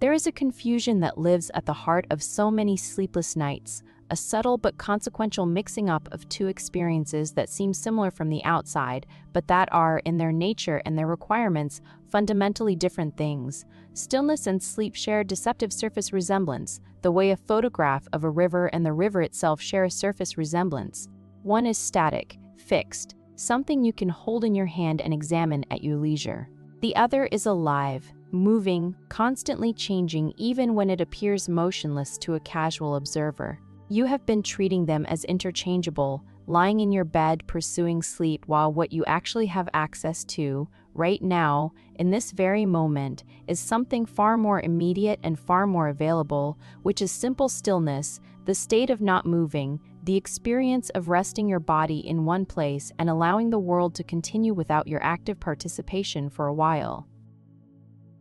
Stillness does not require unconsciousness. It does not require the cessation of thought or the silencing of your inner monologue or the achievement of any particular mental state. Stillness is available to you right now, completely and unconditionally, regardless of how alert your mind is or how far away sleep feels or how many hours you have been lying here waiting for something that has not yet arrived. You can be fully awake and fully still at the same time, and the stillness itself, the mere fact of your body being at rest even while your mind continues its restless circling, has a value that gets entirely overlooked when you are focused exclusively on the question of whether you are sleeping or not sleeping, receiving or failing at the night's single presumed objective. Consider what your body is doing right now, in this state of wakefulness that you have been treating as a problem to be solved. Your muscles are at rest, released from the constant demands of holding your posture upright and carrying your weight through the gravity-laden business of walking and standing and reaching that occupies every waking hour of vertical life. Joints throughout your body are quietly decompressing, recovering from the accumulated pressures of the day, the cartilage between your vertebrae slowly rehydrating in the absence of the loads that compressed it during the long hours on your feet. Meanwhile, your circulatory system is running at a slower, gentler pace, your heart beating with less urgency now that no physical demand requires the full force of its output. All of this is happening right now, in this moment of wakefulness, in this state you have been calling failure, in this night you have been rating as a loss. The body does not wait for sleep to begin its work of restoration. Recovery starts the moment you lie down and grows deeper with each passing hour of horizontal rest, regardless of whether consciousness persists or fades. Studies have consistently shown that rest, even without sleep, produces measurable benefits for the body, reducing the stress hormones circulating in your blood, lowering your heart rate and blood pressure, allowing your muscles to repair the microscopic damage that daily activity inflicts. These are not consolation prizes offered to people who could not manage the real thing. These are genuine and meaningful physiological benefits that accrue to anyone who is lying still in a quiet room, benefits that you are receiving right now whether you realize it or not, whether you choose to acknowledge them or dismiss them as irrelevant because they are not the specific benefit you were hoping for. There is a freedom in recognizing this, a lightening of the burden that you carry into each sleepless night. When the only measure of a night's value is whether sleep occurred, then any night without sleep is a total failure, a 0 on the scorecard, a complete waste of the hours between lying down and getting up. But when you expand your understanding of what rest can be, when you allow the category to include not only unconsciousness, but also the quieter and more modest state of conscious stillness, then no night is ever entirely wasted, and the pressure to achieve a specific outcome begins to lose its grip on your experience. You are resting right now, genuinely resting. Even if the rest does not look the way you expected it to look, even if it does not come with the particular signature of unconsciousness that you have been treating as the only acceptable proof that the night has served its purpose. This shift in perspective is not meant to make you feel better about not sleeping, not meant to paper over a genuine difficulty with a comforting reframe that dismisses your frustration. Insomnia is real, its effects are real, and the desire for sleep is one of the most fundamental drives a human body can experience. But within the reality of insomnia, within the genuine difficulty of lying awake when you desperately want to be asleep, there is room for a gentler relationship with the night, one that does not require sleep as the price of admission to some minimal standard of acceptability. The night can hold more than just the binary of sleeping or not sleeping. It can hold stillness, quiet, the gentle work of a body that is resting even when the mind is not, the slow and steady accumulation of genuine physical recovery that happens regardless of your mental state or your opinion of how the night is going. Perhaps you have noticed, if you have ever gone through a period of genuinely terrible sleep, that you are more resilient than you expected to be. The mornings after sleepless nights are unpleasant, certainly foggy and heavy and colored by a weariness that makes everything harder than it needs to be. But they are survivable, and you have survived them, many of them, probably more of them than you would like to count. Part of that survivability comes from the fact that even on your worst nights, you were resting. Your body was receiving the benefits of horizontal stillness even when the benefit of actual unconsciousness was withheld. The nights felt like total losses, but they were not total losses. They were partial recoveries, incomplete but real, and the proof of their reality is that you are still here, still functioning, still getting through your days with whatever measure of competence and care you can muster after a difficult night. Stillness is also, in a way that is difficult to articulate but immediately recognizable when you experience it, a kind of practice for sleep. When you allow yourself to be truly still without demanding that the stillness produce any particular result, you are rehearsing the fundamental posture of surrender that sleep requires, the willingness to be passive, to stop doing, to allow processes you cannot control to unfold at their own pace. Every moment of genuine stillness is a moment in which you are proving to your nervous system that it is safe to stop, that no action is required, that nothing in the environment demands a response. These moments accumulate in the body's memory the way drops of water accumulate in a bucket, each one too small to notice individually, but collectively adding up to something substantial enough to make a difference in the way your nervous system relates to the night.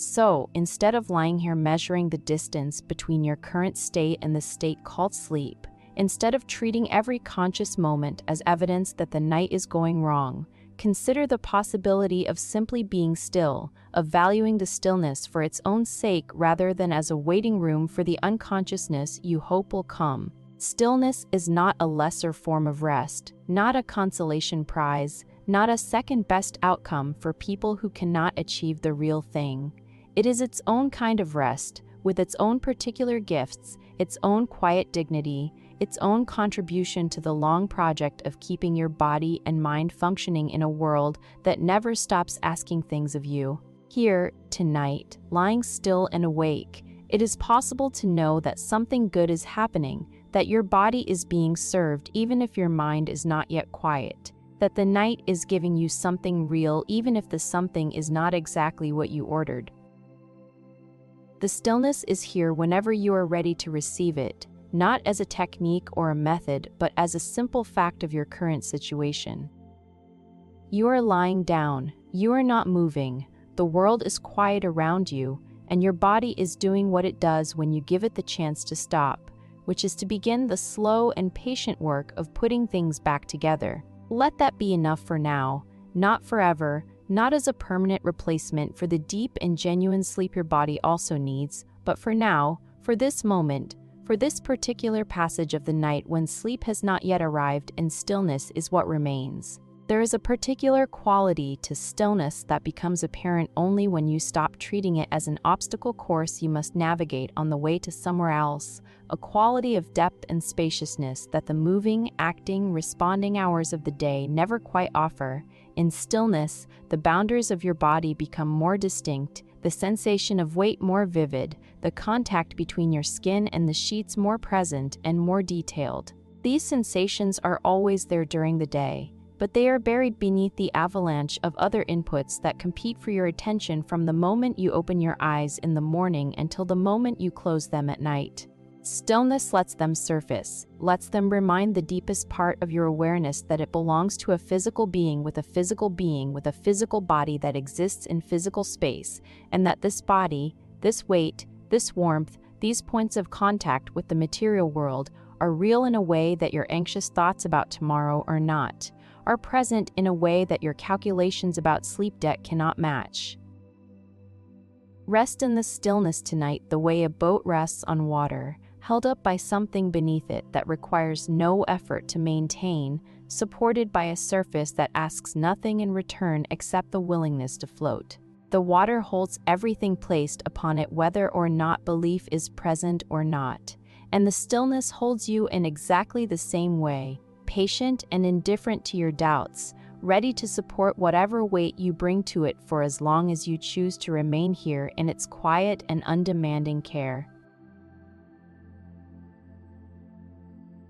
When you woke up this morning, or yesterday morning, or on whatever morning sits most recently in your memory, one of the first things you probably did was evaluate how the night had gone, running a quick and practiced assessment of your sleep the way a diligent manager might review the overnight reports first thing before the workday officially begins. The questions come quickly, almost before consciousness has fully returned. How many hours did I get? How many times did I wake? How rested do I feel on a scale that you have internalized so deeply it operates automatically, producing its verdict before your feet have even touched the floor? The score arrives with the first light, coloring the entire day that follows with its judgment, determining whether this will be a good day or a diminished one, a day of energy and clarity or a day of fog and frustration and the constant low-level awareness that you are operating below your optimal capacity.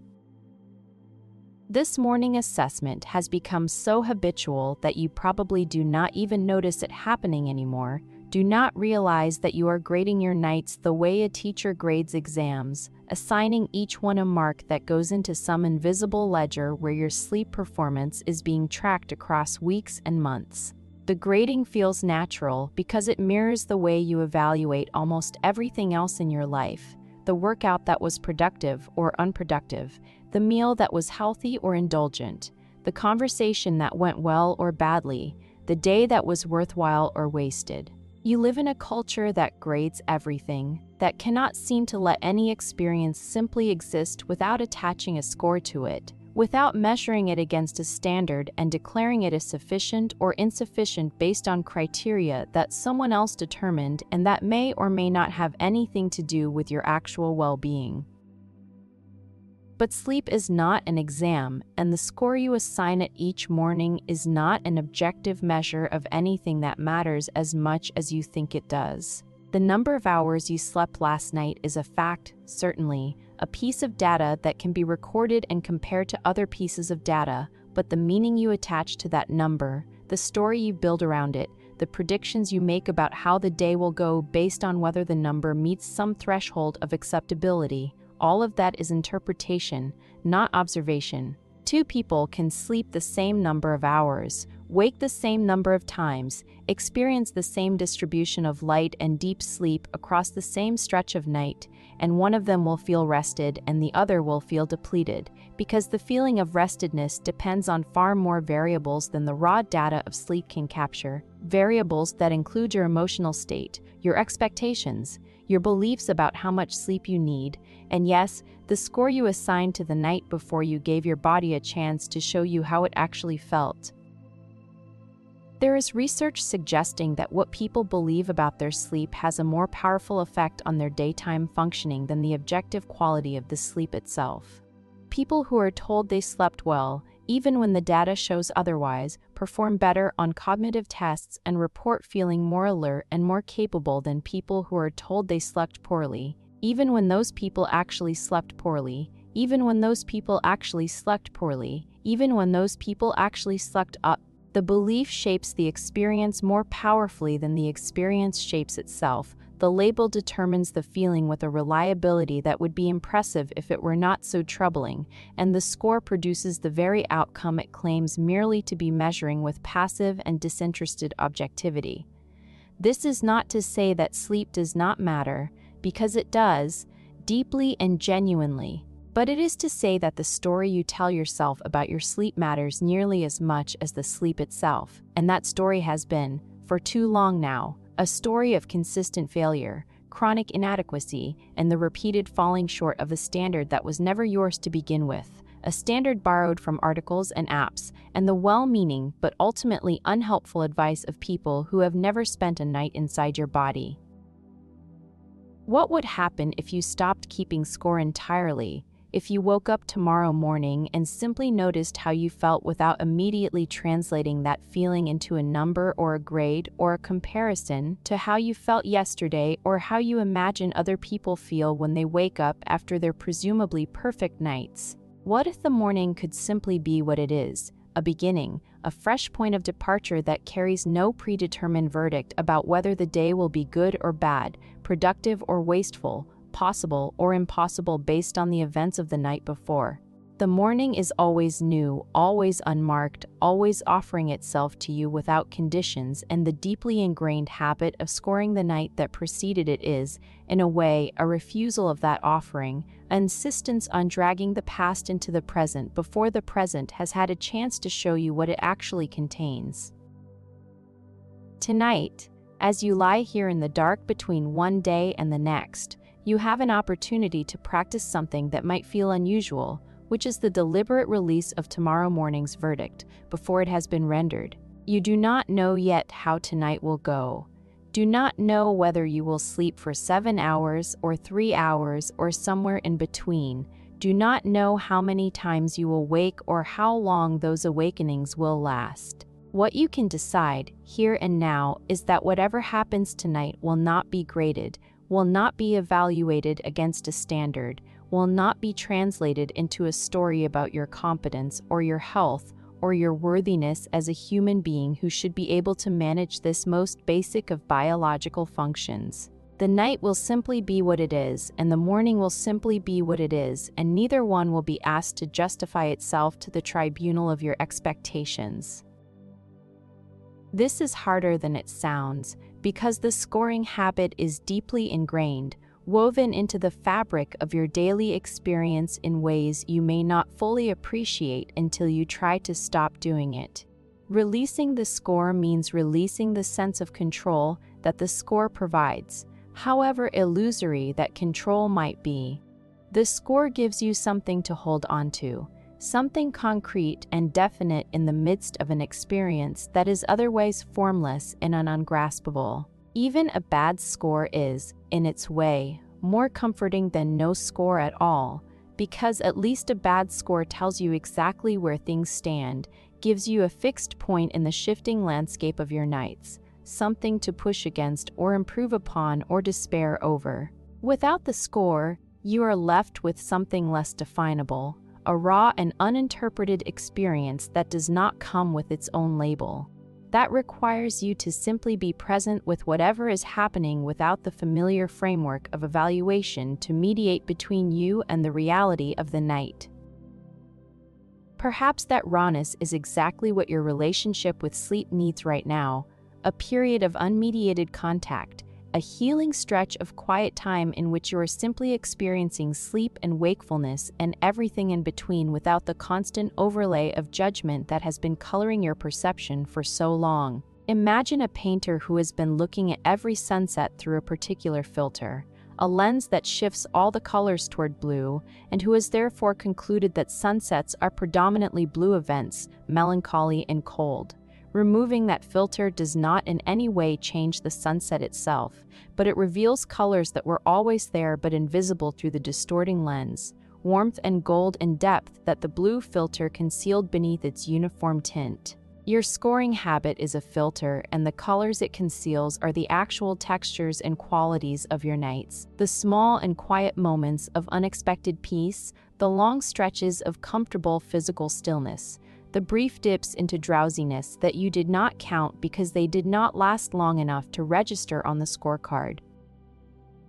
There is something deeply liberating about the decision to stop measuring, even if the liberation comes gradually and with some discomfort along the way any long-held habit resists its own dissolution even when the dissolution is clearly in your best interest. The compulsion to measure is so woven into modern life that releasing it in even one domain, in this one small corner of your experience, can feel like a radical act, a quiet rebellion against a culture that insists everything worth doing is worth quantifying and everything worth experiencing is worth evaluating on a numerical scale. But the rebellion is worth attempting, not because measurement is inherently wrong, but because this particular measurement, this nightly grading of your sleep performance, has been causing you harm out of all proportion to whatever modest benefit it may once have offered, and the harm has been so constant and so familiar that you may have stopped noticing it was there, the way you stop noticing the hum of a refrigerator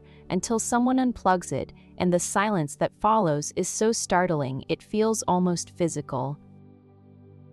Let the score go tonight, not because releasing it will make you sleep better, though it might, but because the score was never telling you the truth about your nights in the first place. It was telling you a drastically simplified, flattened, reduced, and impoverished version of something that is actually far richer and more varied than any single number can capture, the way a photograph of a forest cannot capture the smell of the pine needles, or the feeling of the wind, or the sound of a bird calling from somewhere deep among the trees. Your nights are forests, not photographs, complex and alive and full of things that the score never had room for, things that can only be noticed by someone who has put down the camera and walked in among the trees with nothing in their hands and nothing in their mind except the willingness to see what is actually there, growing quietly in the dark, waiting to be noticed by someone who is no longer looking for a number to bring back with them when they finally step, unhurried and empty-handed, into the gentle and forgiving light of a new morning. Outside your window right now, the world has turned itself inside out, exchanging the bright and busy and endlessly demanding face it wears during the day for something altogether older and quieter and more honest. A face that fewer and fewer people take the time to really look at anymore.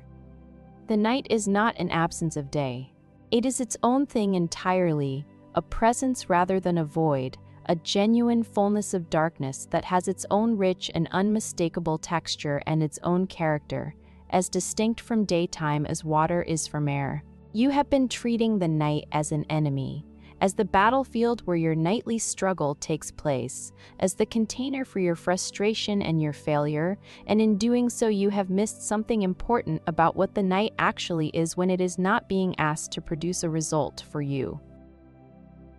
The darkness that surrounds you right now is the same darkness that has surrounded every living creature that has ever existed on this planet during the hours when the sun retreats below the horizon and the earth turns its face away from the nearest star. Your ancestors lived inside this darkness for thousands of generations, knew it intimately, navigated it with senses that your modern life has allowed to atrophy. For most of human history, the night was not a problem to be solved or an obstacle to be overcome. It was a companion, a regular and reliable presence that arrived each evening with the same gentle insistence, wrapping the familiar world in a softness that signaled clearly the end of labor and the welcome beginning of rest, the closing of one chapter and the quiet space before the next one opened. Modern life has complicated your relationship with darkness in ways that go far beyond the simple invention of electric light.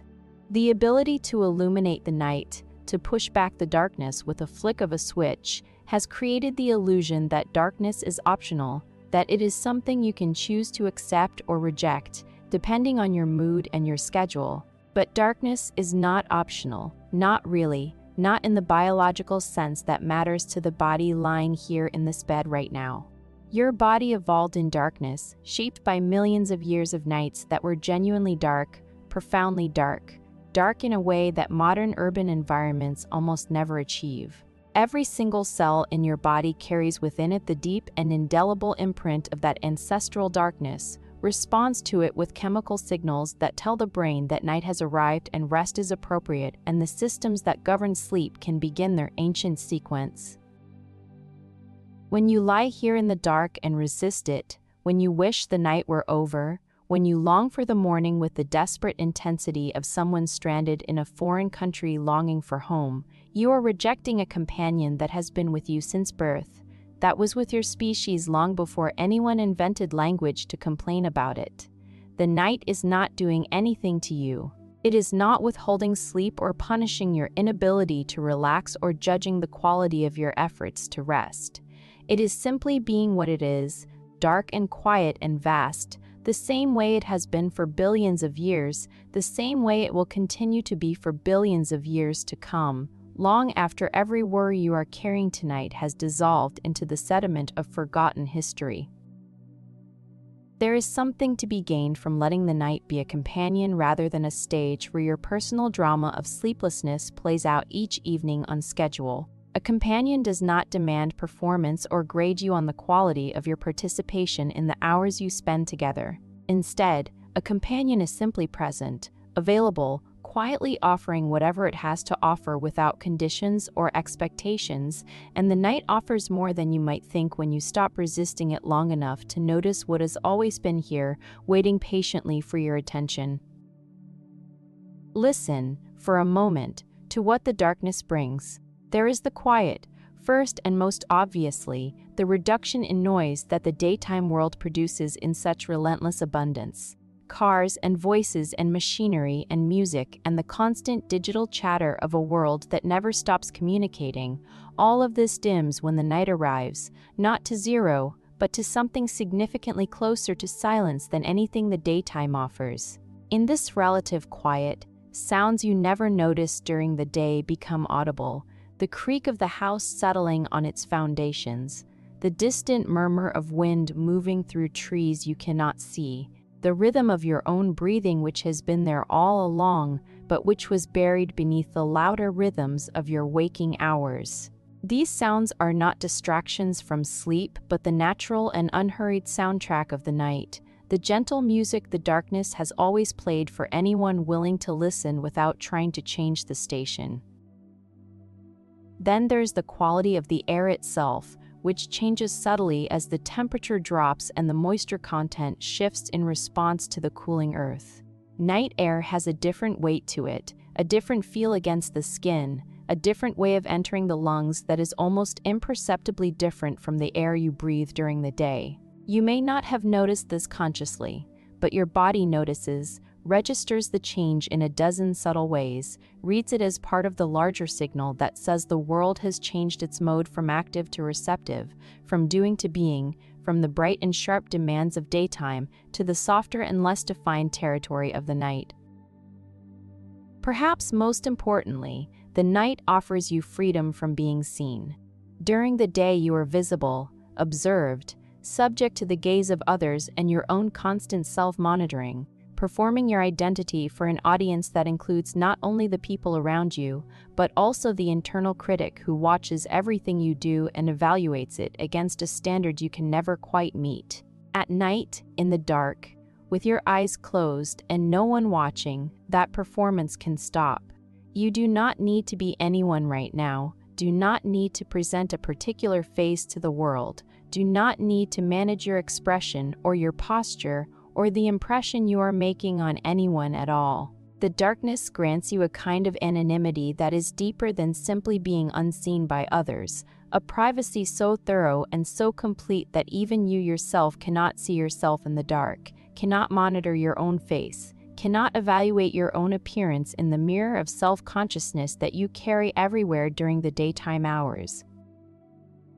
In this privacy, in this blessed invisibility, there is room for something you rarely experience during the day, which is unguarded existence, being without performing, existing without performing, existing without presenting, occupying space without narrating your occupation of it to yourself and to the world. The night strips away the layers of social self that you wear like clothing during the day, the professional self and the parental self and the friendly self and the competent self and all the other selves you assemble each morning and maintain with such exhausting diligence until evening grants you permission to set them down. Here, in the dark, you are simply the creature you are beneath all those layers, the animal body that breathes and beats and feels and exists without needing a reason or a justification for its continued presence in the world. Every culture that has ever existed has had a relationship with the night that went beyond mere endurance of the hours between sunset and sunrise, a relationship that included reverence, wonder, creative inspiration, spiritual depth, and the particular kind of intimacy that only darkness can facilitate. Stories were told at night, around fires that pushed the darkness back just far enough to illuminate the circle of faces gathered close together. Songs were sung at night, melodies that belonged to the dark hours and would have sounded strange and out of place under the bright scrutiny of midday. Prayers were offered at night, words addressed to whatever forces the speakers believed were listening, words that came more easily in the dark because the darkness removed the self-consciousness that daylight brings, the feeling of being observed and evaluated even in the intimate act of reaching towards something sacred and deeply personal. Dreams happened at night, of course, those strange and vivid productions of the sleeping mind that have fascinated and troubled human beings for as long as human beings have been able to wonder about anything at all. You are part of this lineage, this long and unbroken tradition of creatures who spend roughly half their existence in the dark, who have always known the night as a necessary and valuable part of the cycle rather than an interruption or an inconvenience. The night is not something that happens to you against your will, something you must survive until the relief of morning arrives. It is something you participate in, something you belong to, something that belongs to you in return with a mutuality that daylight, for all its obvious pleasures, cannot quite match. There is a closeness available in the dark that the light does not permit, a rawness, a vulnerability, a willingness to be seen without actually being seen that creates the conditions for a kind of honesty that the performing, posturing daytime self rarely achieves.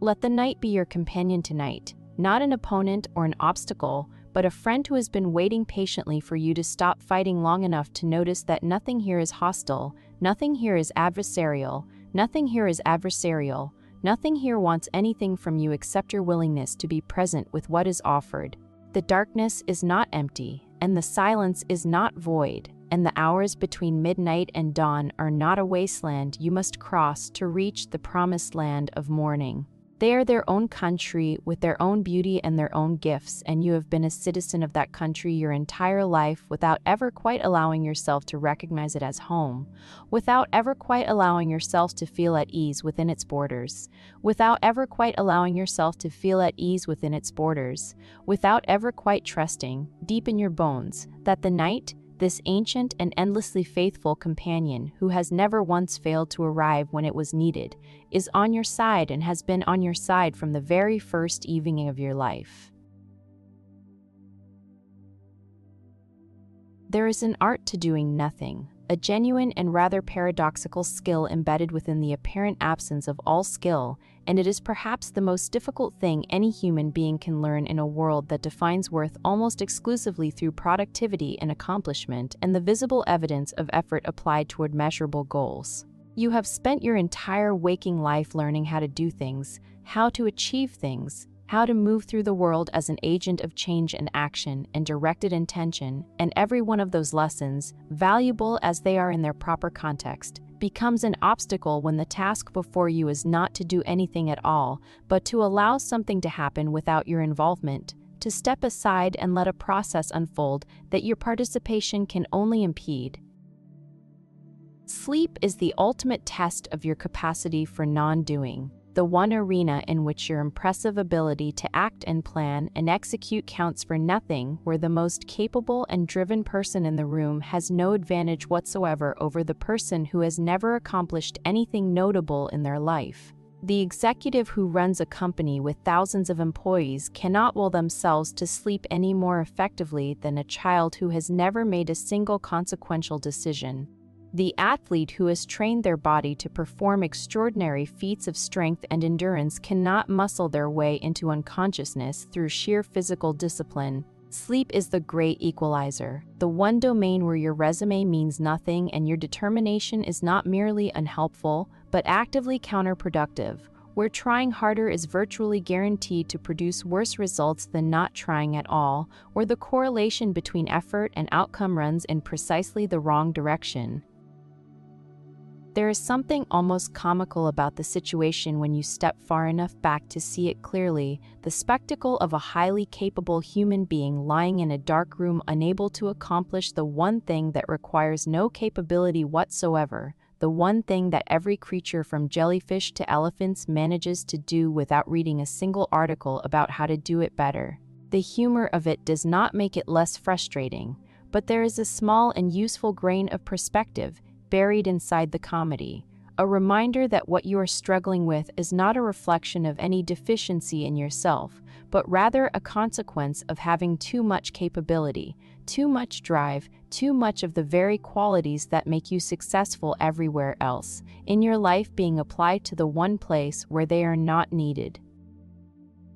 This is profoundly disorienting for someone who has learned to approach every challenge in life through effort and strategy and the systematic application of intelligence to problems that resist easy solutions. You have been successful in so many other areas precisely because of your willingness to work hard, to analyze what is not working, to adjust your approach until you find the method that produces results. These are admirable qualities, genuinely admirable, and the world rewards them generously in almost every context except this one, this dark and quiet bedroom where all of your considerable abilities are not just useless but are actively manufacturing the problem they are trying to solve.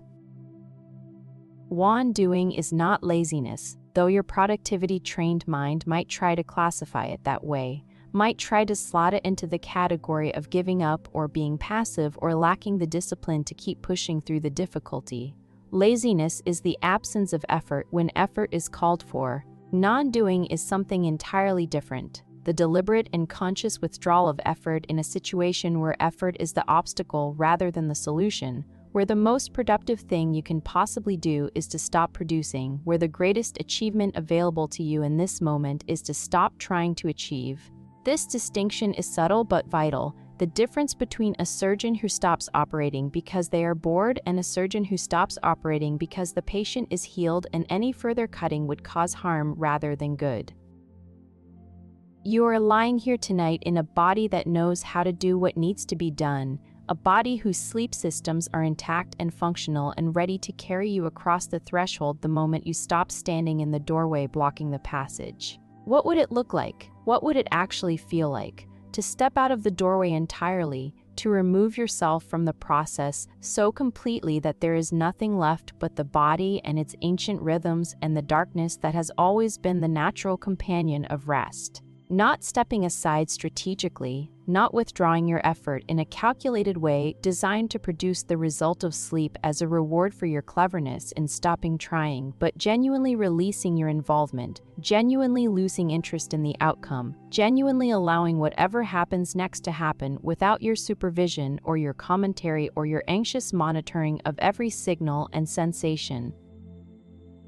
This is extraordinarily difficult to do on purpose, and the difficulty is itself the point, because doing something on purpose is the definition of doing, and what is being asked of you here is precisely the opposite. You cannot deliberately practice non-doing the way you practice the piano, sitting down each evening with the intention of getting better at it, tracking your progress, celebrating your improvements. Non-doing resists practice because practice is itself a form of doing, an application of effort toward a goal, and the moment you turn non-doing into a goal, you have transformed it into its own opposite, have made it into yet another project that your overactive mind can manage and evaluate and worry about not doing correctly. What might be possible instead is something more like forgetting, a gradual dimming of your attention to the question of whether you are sleeping or not sleeping, doing or not doing, succeeding or failing at the task of non-doing that has somehow become a task despite everyone's best intentions. The forgetting cannot be forced, cannot be scheduled, cannot be added to the evening's agenda alongside brush teeth, turn off lights, forget about sleeping. It arises on its own when the conditions are right, when the mind has been allowed to wander long enough that it loses its way back to the watchtower of self-monitoring, when the body has been still long enough that its rhythms begin to override the consciously directed patterns that were keeping it alert. Think of water, which is fluid precisely because it does not try to be anything in particular, which takes the shape of whatever container it finds itself in without resistance or complaint. Water does not effort its way into a glass. It flows, and the flowing is not something it does, but something it is, an expression of its nature rather than the product of its will. Sleep has the same quality of fluidity, the same tendency to fill whatever space is available to it, the same resistance to being grabbed or held or forced into a shape by hands that are too tight and too eager. When you can be like water in your relationship to the night, formless and unhurried and unconcerned with where exactly the current is taking you, something opens in the experience that was closed as long as you were insisting on a specific destination.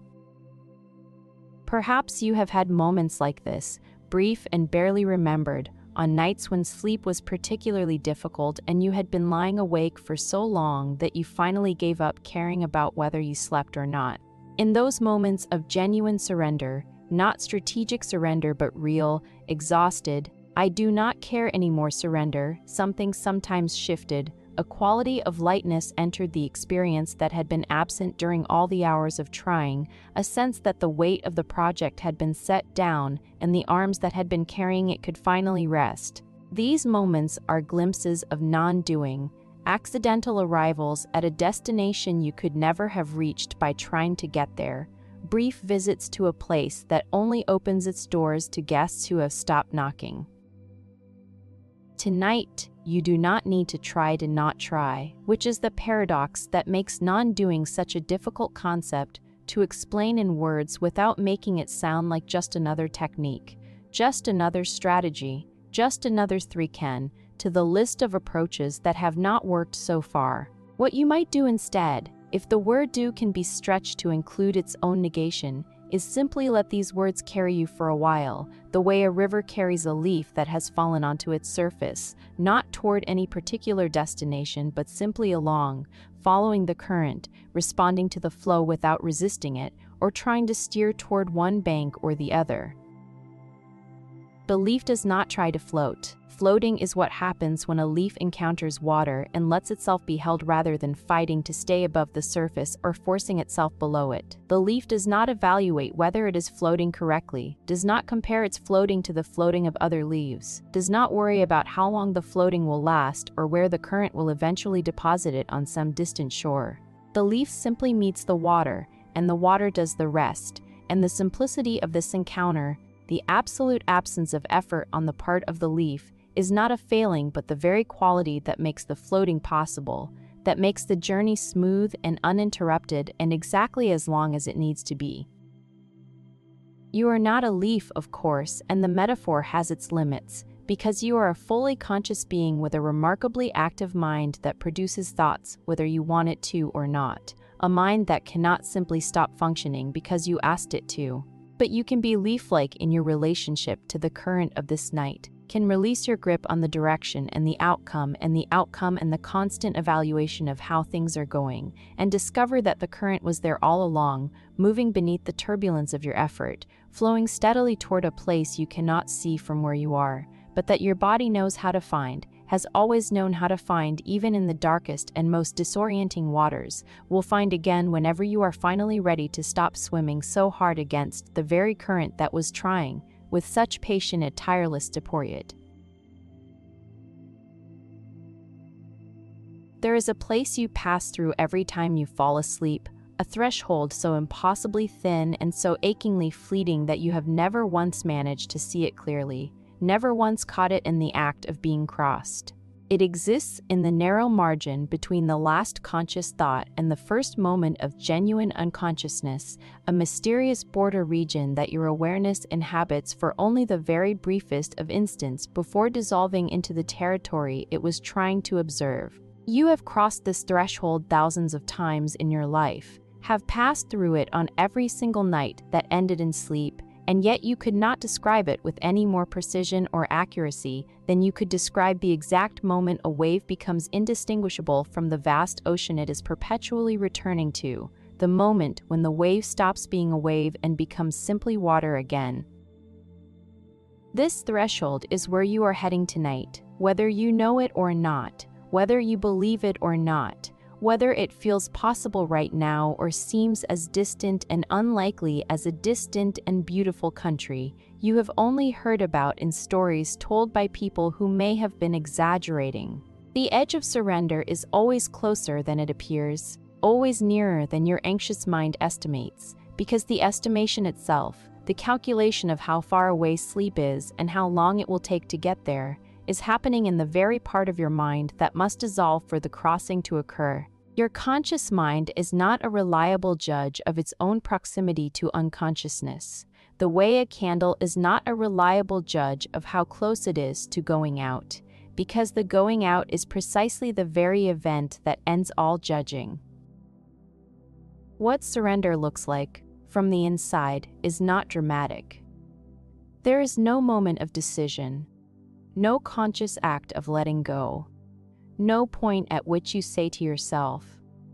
"Now I will release my grip and allow sleep to take me." Surrender does not work that way, cannot work that way, because any conscious act of surrendering is still an act, still an exercise of the will, still a doing rather than a non-doing, and what the threshold requires is not a better kind of doing but the natural and unhurried cessation of doing altogether. Sleep does not arrive because you decided to let it in. It arrives because the part of you that decides things has grown quiet enough, tired enough, bored enough, distracted enough that it steps away from the door without realizing it has stepped away. And in that moment of unintended absence, the door swings open on its own. You can feel the edges of this process sometimes, on the better nights, the nights when the approach to sleep is gradual rather than sudden.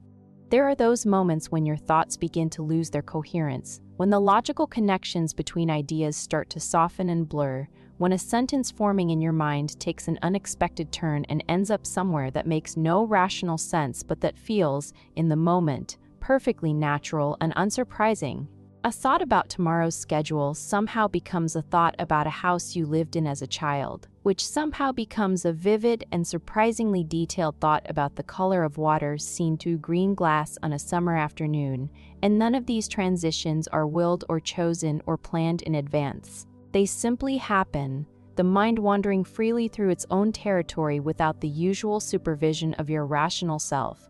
following paths that logic would never take but that the deeper mind finds entirely reasonable. These are the first signs that the threshold is near, the early indicators that the conscious mind is beginning to loosen its hold on the proceedings and allow the older, stranger, less organized parts of the brain to start their nightly work. When you notice these moments, and you may have noticed them already tonight, the temptation is to seize them, to grab hold of the loosening as if it were a rope that could pull you the rest of the way across, to think, "Yes, this is it, I am finally falling asleep," and to track the process with excited attention as it begins to unfold. But that seizing, that grabbing, that tracking is the conscious mind reasserting its authority at precisely the moment when its authority needs to fade, like a parent who rushes into the room with joyful excitement to celebrate the fact that the baby has finally fallen asleep, and in doing so, with tragic and predictable inevitability, wakes the baby up. The approach to sleep is better understood not as a descent, but as an erosion, a slow wearing away of the structures that keep you alert rather than a deliberate lowering of yourself into a deeper state. Erosion happens through the accumulation of time and the quiet insistence of repetition, through the persistent and gentle action of forces that are individually too small to notice but that collectively and inevitably transform the landscape over which they move with such unassuming persistence. Each minute you spend lying here, even awake, even restless, even convinced that sleep will never come tonight, is a quiet minute of erosion, a small but real minute during which the sharp edges of your alertness are being worn slightly smoother by the patient action of stillness and the absence of stimulation. You cannot speed up erosion by trying harder any more than you can speed up the wearing of stone by shouting at the river that is doing the work.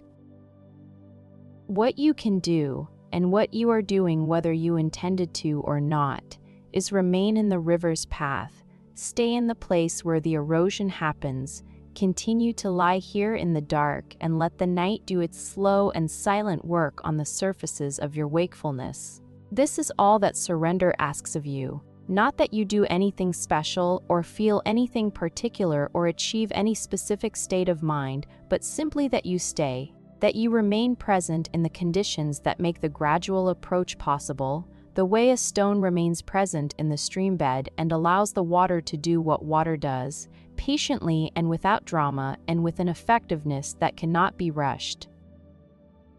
The edge of surrender is not something you reach through effort. It is something that reaches you through time, through patience, through the slow accumulation of moments in which nothing particularly noteworthy is happening, but in which the conditions for the crossing are being assembled invisibly beneath the surface of your conscious experience. Right now, in this very moment, as you listen to these words washing gently over you, hormones are shifting their concentrations in your blood, neural pathways are quieting their activity by imperceptible degrees, the temperature of your body is continuing its gentle nightly descent, and all of this is happening without your knowledge and without your help, moving you closer to the threshold with each passing moment, regardless of what your conscious mind is doing on the surface. You do not need to approach sleep from above, looking down on it from the height of your waking intelligence, trying to spot it from a distance and navigate your way toward it like a pilot scanning the ground for a landing strip. Sleep is always approached from below, from the deep and fundamental level of the body and its ancient rhythms, from the ancient and preconscious parts of your nervous system that operate in the dark the same way roots operate in soil, reaching and growing and finding their way toward what they need without light, without direction, without any conscious guidance from the tree above that benefits from their work but could never tell them where to go or how to get there.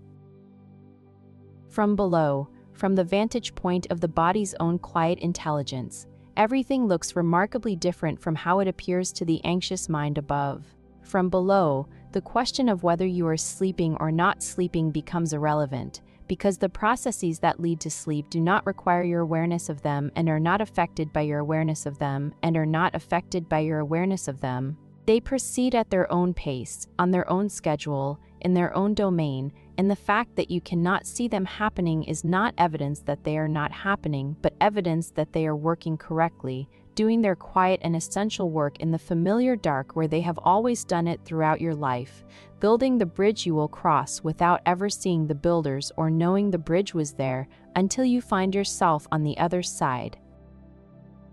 Tonight, the threshold is somewhere ahead of you, or behind you, or beside you, or perhaps already beneath you, supporting your weight without your knowledge, the way the earth supports the weight of everything that rests upon it without asking for acknowledgement, or gratitude, or even the simple recognition that it is there doing its steady and reliable work. The crossing will happen or it will not happen tonight, and either way the morning will come, and either way you will rise and enter the day, and either way, the experience of lying here in the dark, listening to words that ask nothing of you, will have been its own kind of rest, its own small contribution to the long conversation between your waking self and the night that keeps inviting you to let go.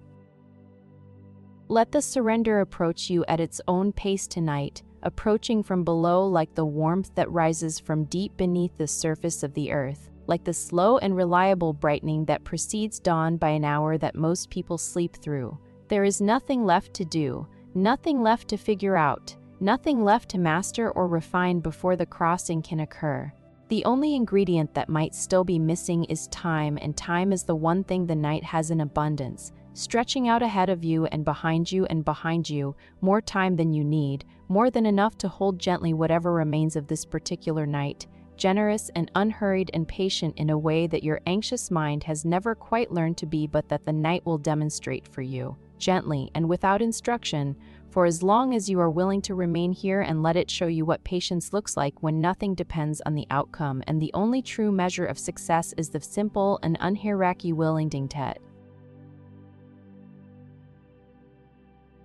So here you are, still here, still listening, still present in this room that has been your companion through whatever hours have passed since these words first began their slow unfolding in the dark. Whether you have been awake for all of it or drifted in and out along the way, whether the words have been landing with clarity or washing over you in a haze that blurs their edges into something softer and less distinct, you are here, and that is enough. It has always been enough, was enough from the very first moment you pressed play and allowed a voice to join you in the quiet. Enough before any technique was applied or any insight was gained or any particular state was achieved. The night has asked very little of you when you think about it honestly. It has asked you to lie down, to be present or at least present enough to notice that you are here, alive, breathing, occupying a specific point in space at a specific moment in time that will never recur in exactly this configuration. Not once has the night asked you to perform or to achieve or to demonstrate anything to anyone, least of all to yourself. The night's only request, if it can be said to make requests at all, has been that you stay, that you remain in its company, without insisting that the company produce a particular result, without demanding that the hours between darkness and dawn deliver anything more specific than what they have already delivered, which is time and quiet, and the steady presence of a world that continues to hold you up even when you feel like you are falling. You came to this night carrying something heavy, a burden of expectation and self-judgment and the accumulated weight of many nights that did not go the way you planned. That weight has not necessarily disappeared during the hours you have spent listening to these words. It may still be there, familiar and dense, settled into the places in your body where you have been storing it for weeks or months or longer. But perhaps the weight has shifted slightly, the way a backpack shifts when you adjust its straps, redistributing its contents so that the load falls differently across your shoulders, not lighter exactly but carried more comfortably, with less strain on the parts of you that were bearing more than their share. If you look back across the ground these words have covered, you might notice that what they have been trying to offer, across all the chapters and all the minutes and all the gently meandering thoughts about paradox and effort and surrender and the wisdom of bodies and the patience of darkness, is not a solution to your sleep problem, not a fix or a cure or a program to follow. Solutions are for problems, and sleep is not a problem in the way that a leaky faucet is a problem or a flat tire is a problem, something that can be diagnosed and repaired and checked off a list. Sleep is a relationship, a dynamic and living exchange between you and your body, between your conscious mind and the deeper currents that move beneath it, between the part of you that insists on staying in control of every outcome and the quieter, older part of you that knows, has always known in a place deeper than words, that control is not what this particular moment requires and never was.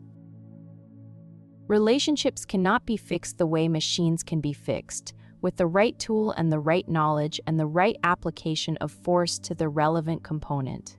Relationships shift over time, evolving through seasons of closeness and distance, trust and doubt, ease and difficulty. Your relationship with sleep has been in a difficult season, a period of mistrust and miscommunication in which each side has been pulling in a direction the other cannot follow, and the pulling has produced the very tension it was trying to resolve. But seasons change, as they always have and always will, and the difficult period you are in right now is no more permanent than the easy period that preceded it or the period of renewed ease that will eventually, in its own time and through its own mysterious process, follow this one.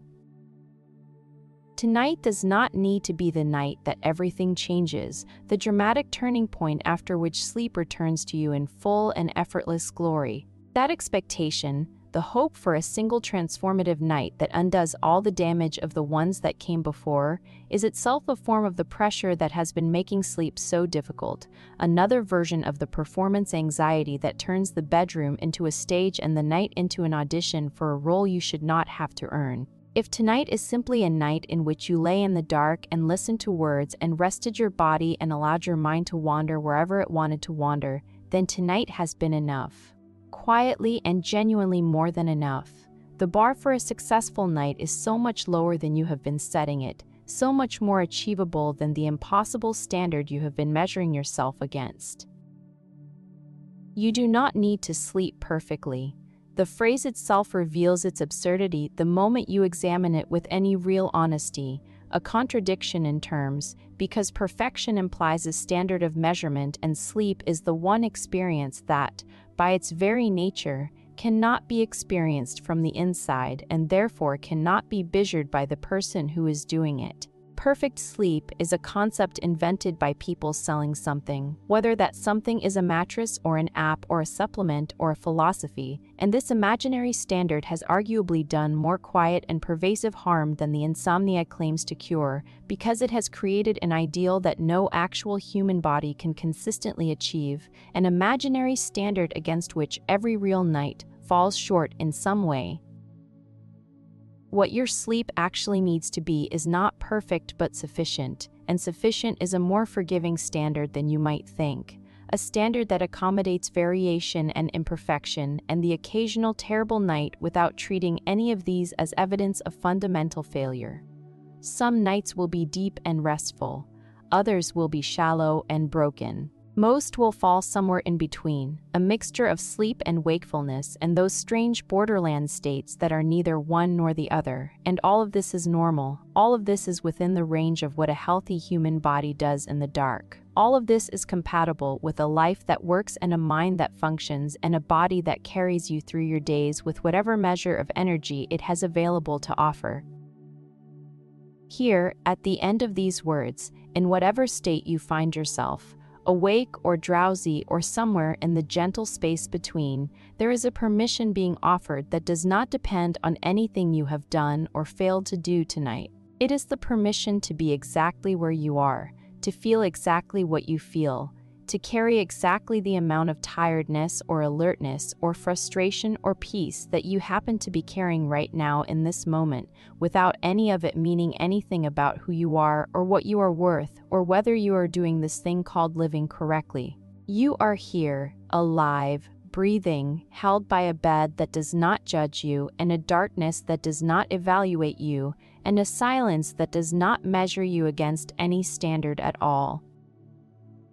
Tomorrow will come, as it always does, regardless of what this night contained or failed to contain. The morning will arrive with its own particular quality of light, its own demands, its own opportunities, its own small pleasures that do not depend on the quality of the night that preceded them. There will be a cup of something warm in your hands, the familiar weight and warmth of a morning ritual that connects you to every other morning you have lived through. You will hear the sound of the world waking up around you, stretching and yawning into motion. The particular beauty of ordinary things seen through the clear and forgiving eyes of a new beginning, however you slept or did not sleep, however deeply or lightly you rested, however many hours you spent in the company of these words before the voice finally went quiet and left you alone with the night and whatever particular gifts the night chose to offer you in its own generous and undemanding way. There is a simplicity to this ending that mirrors the simplicity of what was being offered all along, which was never a program or a method or a pathway to better sleep, but only companionship, only presence, only the steady and unhurried voice of someone who does not need you to be any particular way and who will not be disappointed by any outcome this night produces. Companionship is not a technique. It cannot be optimized or tracked or scored. It simply is what it is, the warmth of knowing that someone or something is alongside you in the dark, walking with you through difficult terrain without trying to change the terrain or pretend it is easier than it actually is. This is where the words end, but the night continues around you, patient and unhurried, holding you the way it has held every living creature that has ever existed on this slowly turning planet, without conditions, without expectations, without needing you to be anything other than what you already are. If sleep comes now, in the quiet that follows these final sentences, let it come the way it has always come, unbidden and unforced and unannounced, slipping in through the door you forgot to guard, settling over you like a blanket you did not reach for but that somehow found its way across your body while you were looking elsewhere. If sleep does not come, then the stillness is here, and the darkness is here, and you are here, and that is its own kind of home, a place you belong to simply by virtue of being present in it, a place that was never locked and never required a key, a place that has been waiting for you all along with the same quiet patience that the earth waits for rain, not anxiously, not urgently, just waiting, with the calm and absolute certainty that what is needed will arrive in its own good time. You are already home, have been home this entire time without realizing it, and you can rest here for as long as you need, for as long as the night lasts, for as long as you choose to remain in the company of this quiet and generous darkness. Nothing more is required of you now. Nothing more is expected. Nothing more is needed beyond the simple and sufficient fact of your presence here, in this bed, in this room, in this moment, breathing in and breathing out, alive and hound and home.